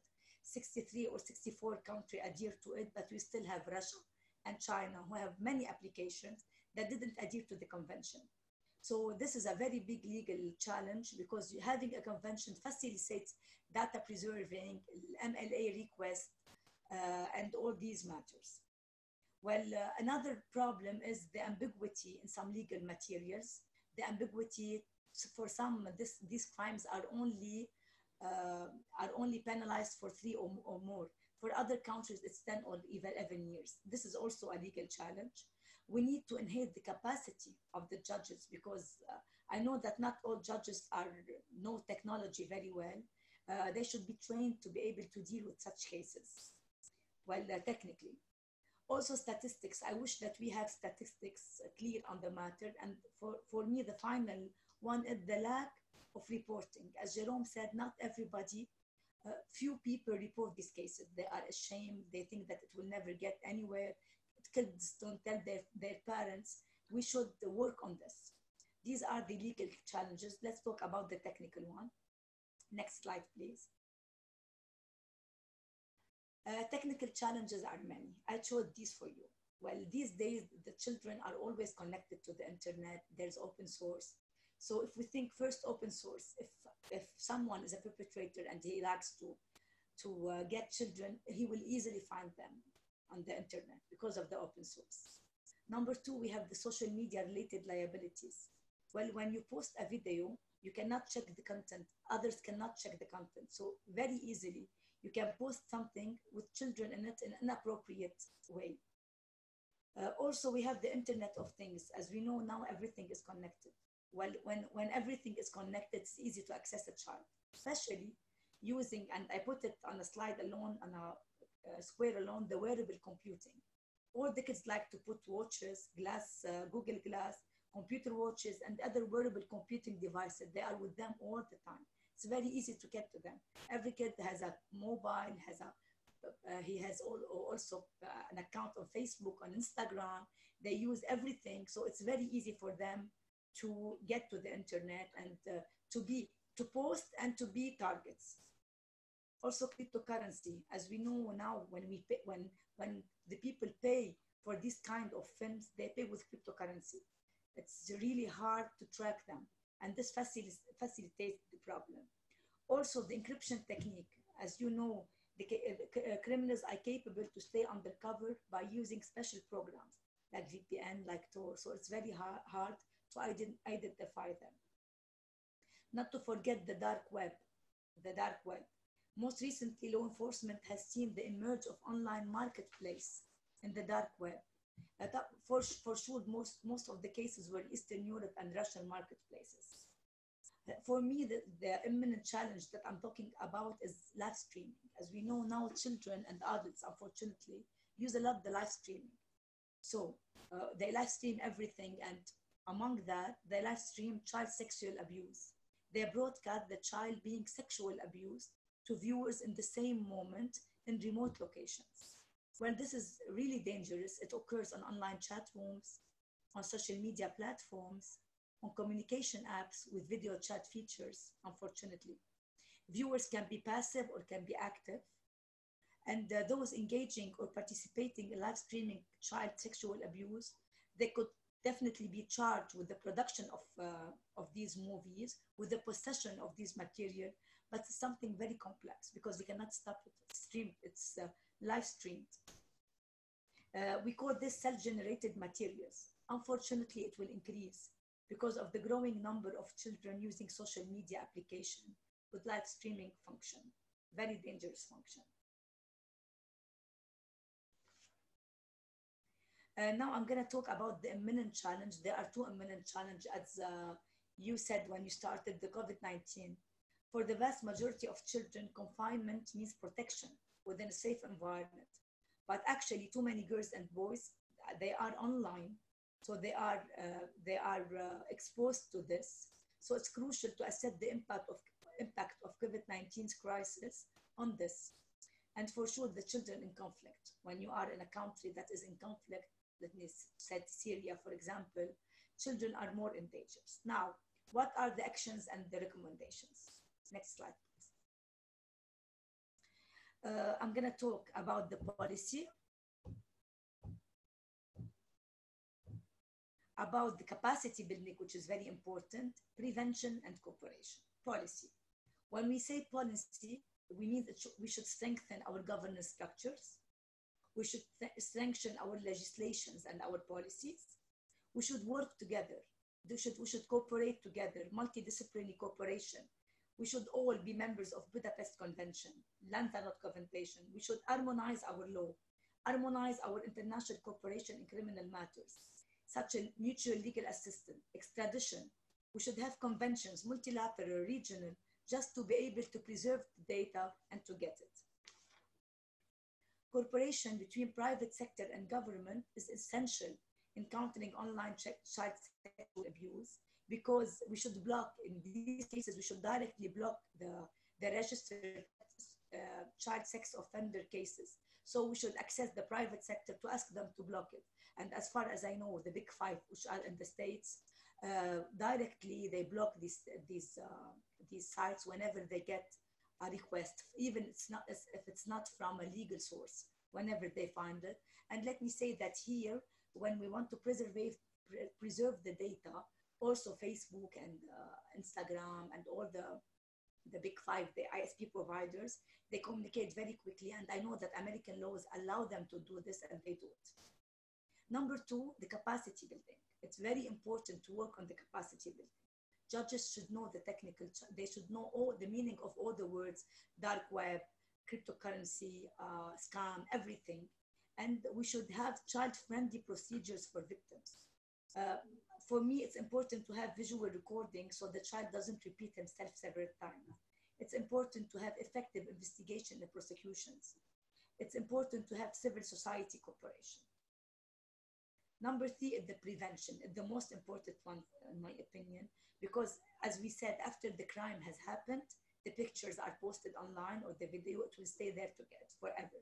So it's better to prevent, to work on victim-centered prevention strategies, to work on, because whenever this kind of crime would happen, I have one of three: or the absence of a capable guardian, or I have a motivated offender, or I have an available target. If one of them is absent, I will not have a crime. So it's better to work on these three, and the best is to work on available target. Well, for me, we should work on awareness. Prevention is awareness. Education initiative and standardized EU-wide prevention and awareness campaigns. We have Europol campaign. We have a lot of non-profit organizations that have this. I will say Children International, digital label, many NGOs are working on this matter. And finally, the corporation. This kind of crimes is a multi-stakeholder crime. It needs multi-stakeholder response. It needs coordination between different stakeholders. Landsarnot Committee, Europol, global partnership. We need the work of everything, private, public, private sector, UNICEF, everyone should work on this. Tackling online crimes require cooperation with the private sector, civil society, even academia. In particular, the internet service provider that can help to limit access to online scam and to divert potential offenders from consuming this. Also, law enforcement should work together, should work with the payment companies. Everybody is involved in this. If you want really to fight this, we need cooperation of everyone. Thank you.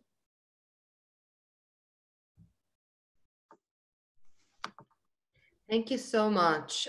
This has been a really comprehensive presentation, and it also clearly demonstrates that the draft legislation, which reflects actually a lot of the elements you presented in Ukraine, is on the right track. So your presentation is greatly appreciated. Can everybody hear me? Yes. Okay, perfect. I know we're a bit out of time, but I am sure if everybody's willing to give it an extra few minutes, there are going to be a number of questions from the judges, the Ukrainian judges participating here today. So with that, I would like to open the floor to questions. And I hope Anastasia can help me as well. Mm-hmm. Так, я питання беру на модерацію. Дуже вам дякую, Тетяна. Дуже хочу подякувати всім нашим спікерам. Нереально була цікава, насправді, сьогодні наша зустріч. І я хотіла попросити нас 1-2 хвилинки пройти коротеньке опитування. Анастасія, дуже вас прошу вивести ті запитання на екран. І учасників з української сторони просимо обрати відповідь на запитання, як ви оцінюєте ваші знання до відвідання цього вебінару, щодо питань розробки і взагалі роботи з програмами для суддів щодо насильства над дітьми саме в інтернеті. Тобто все, що стосується злочинів, які сталися в інтернеті, що ви знали до того, як прийшли на сьогоднішню нашу з вами зустріч. Так, дякую вам. Це анонімне опитування, тому можете сміливо ставити оцінки, які реально ви оцінюєте ваш рівень знань по цій темі до відвідання цього заходу. Мама 68%. Анастасія, прошу вас виводити наступне запитання.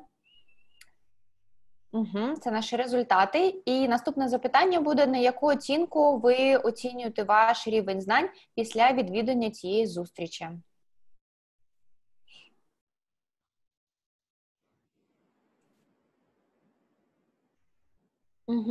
Дуже цікаво, ми бачимо, що оцінка стала менше. І це цікавий феномен, чому ми не проводили ці опитування на початку.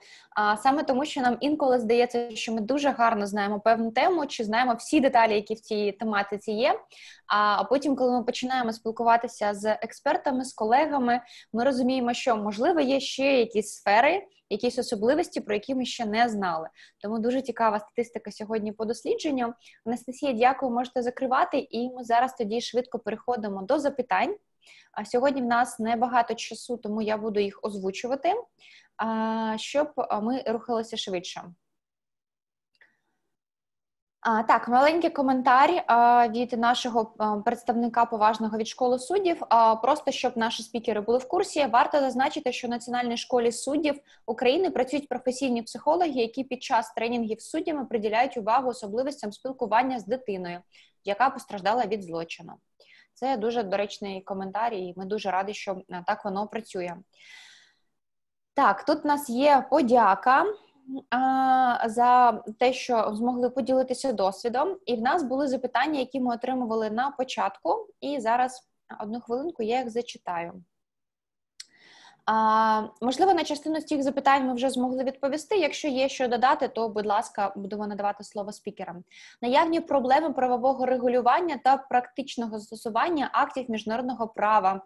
Будапештська Лансеротська конвенція. Мені здається, що ми про це вже сьогодні трохи говорили, але ж якщо є щось з цієї теми ще додати, то, будь ласка, floor is yours. тобто проблема правового регулювання та практичного застосування актів міжнародного права. Чи стикаєтеся ви з чимось з цього в вашій практичній діяльності?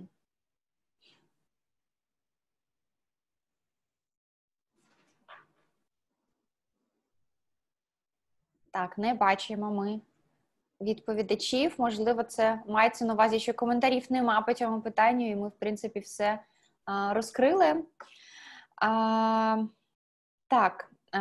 Тоді останнє запитання у нас стосувалося можливості надання експертної підтримки, розробки відповідних навчальних програм. Можливо, декілька слів з цієї теми скажу, що в Україні зараз розробляється національна стратегія захисту дітей від насильства в інтернеті. І один з елементів, які ми саме обговорювали з Національною школою суддів, це оновлення навчальних програм для суддів, саме що стосується захисту дітей в інтернеті від сексуального насильства, розслідування таких злочинів. Тому одне з питань від учасників було про можливість співпраці, міжнародної співпраці з нашими спікерами щодо розробки таких навчальних програм. Дуже дякую за запитання, яке ми отримали. Чи, можливо, хтось може прокоментувати, можливо, у вас вже був досвід роботи з іншими країнами по допомозі по розробці таких навчальних програм?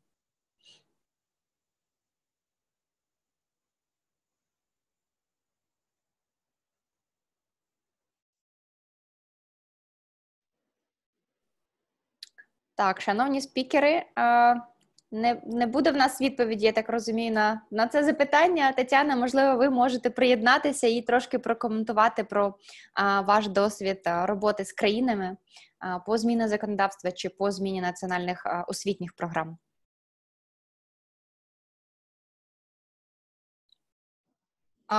Yes, so from the part of the OSCODIR, we actually work with countries to develop trainings for judges in these areas. Because this area is somewhat new, specifically with regards to online exploitation, there's quite a bit of room in developing further trainings or trainings period globally on this issue, and I'm hoping that some of the judges present here today can contribute to the development of these types of trainings in the future, in the upcoming future, and we could learn and profit from their multidisciplinary expertise here on various portions of this, whether it is specific to cases with children, specific to cases of online sexual exploitation of children, specific to also digital forensics.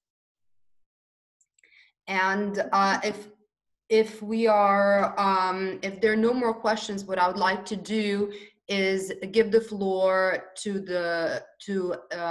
Jerome, Elam, and the judges that have presented in the original order for some closing remarks.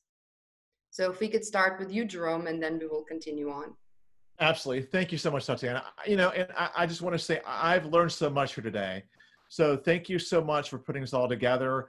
I mean, we're always trying to gain more knowledge to help us protect children and make sure that no one suffered as I did. And I wanted to just make a couple of comments.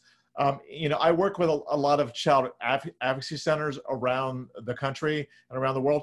And one of the things that I've seen that's been really amazing, for instance, in one, they had a woman who actually would make handmade quilts for the kids who were victims of abuse that made them feel so welcome and so comfortable to be able to talk. And actually they would cover themselves up with a quilt when they would talk. And they also would incorporate treasure boxes with toys that kids could take with them when they came in and were trying to disclose what happened to them. But I can't say enough for what Ukraine is doing, what the OSCE is doing. This is just amazing. I mean, I come from a place where when I was a child suffering this abuse, there was nothing, absolutely nothing. It was a desert. And now we have a garden that's blossoming with knowledge with so many amazing individuals who were here today presenting. And I hope that we can all work together to protect children and make sure that every child understands they're loved, they have a right to be happy, and they deserve a future that's bright and full of hope. Thank you so much. Thank you, Jerome, for such inspiring words. And if I could hand over now to Judge San Pedro for her closing remarks.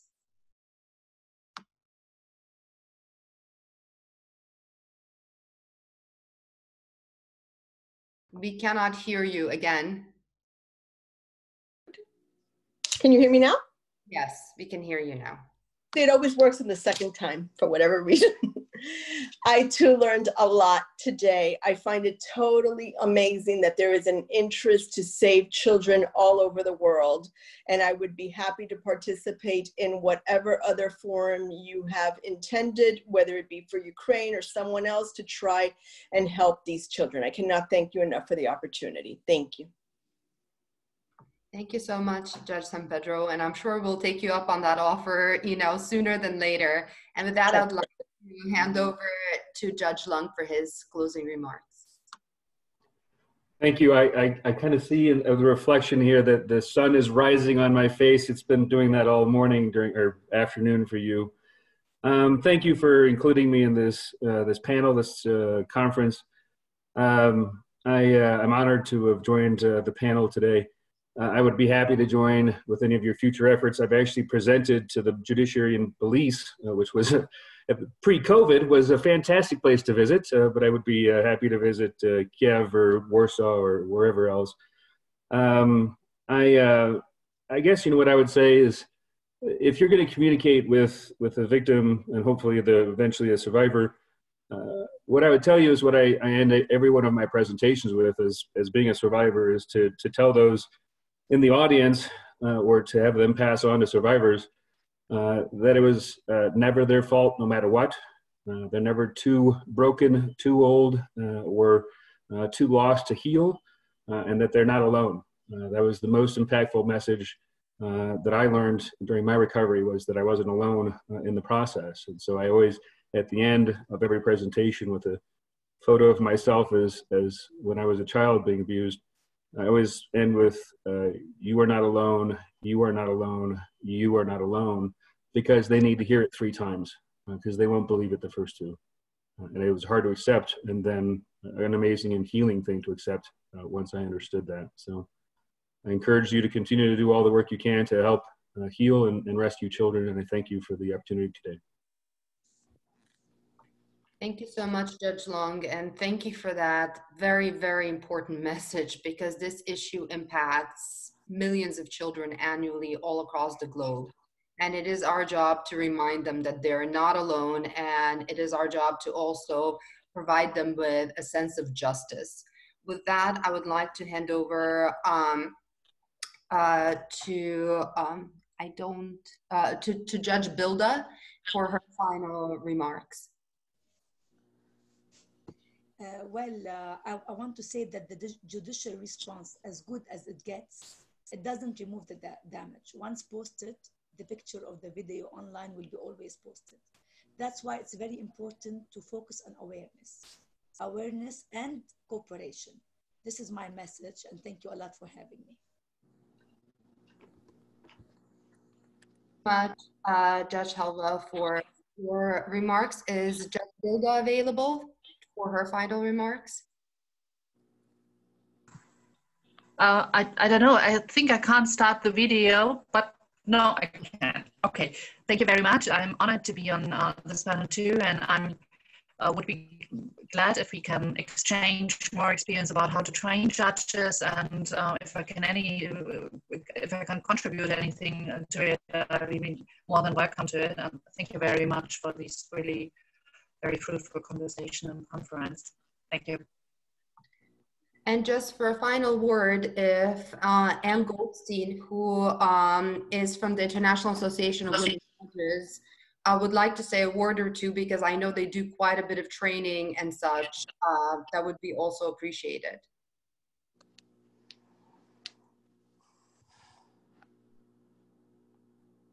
Thank you. I've been very much enjoying the presentation. Enjoying isn't really the right words. I think these presentations were extremely informative. The IAWJ is doing a lot of work on victim-informed, trauma-informed programming.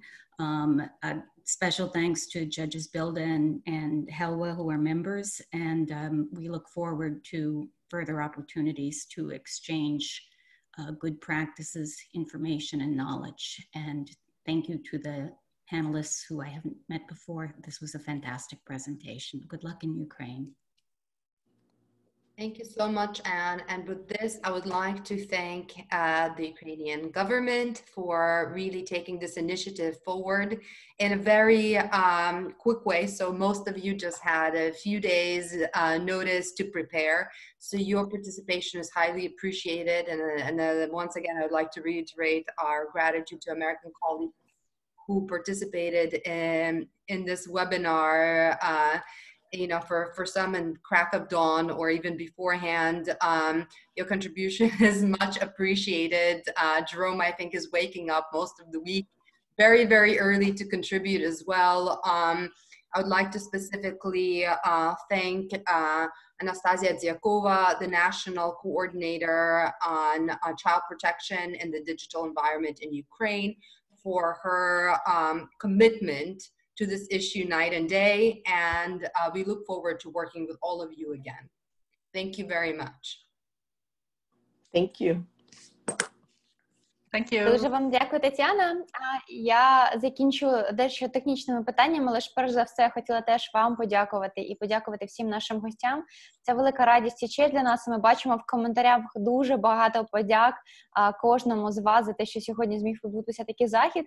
І я сподіваюся, що це лише початок нашої співпраці, і ми зможемо далі тримати контакт і працювати над оновленням, розробкою додаткових освітніх програм для наших суддів, щоб діти в Україні були захищені.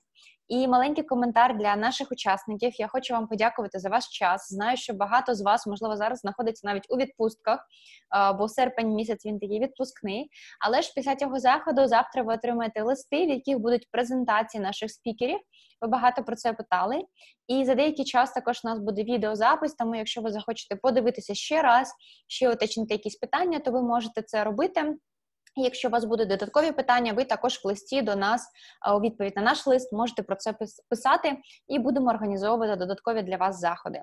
Дуже вам дякую і бажаю всім гарного ранку, гарного дня чи гарного вечора, в кого в нас який час. Дякую вам і до нових зустрічей!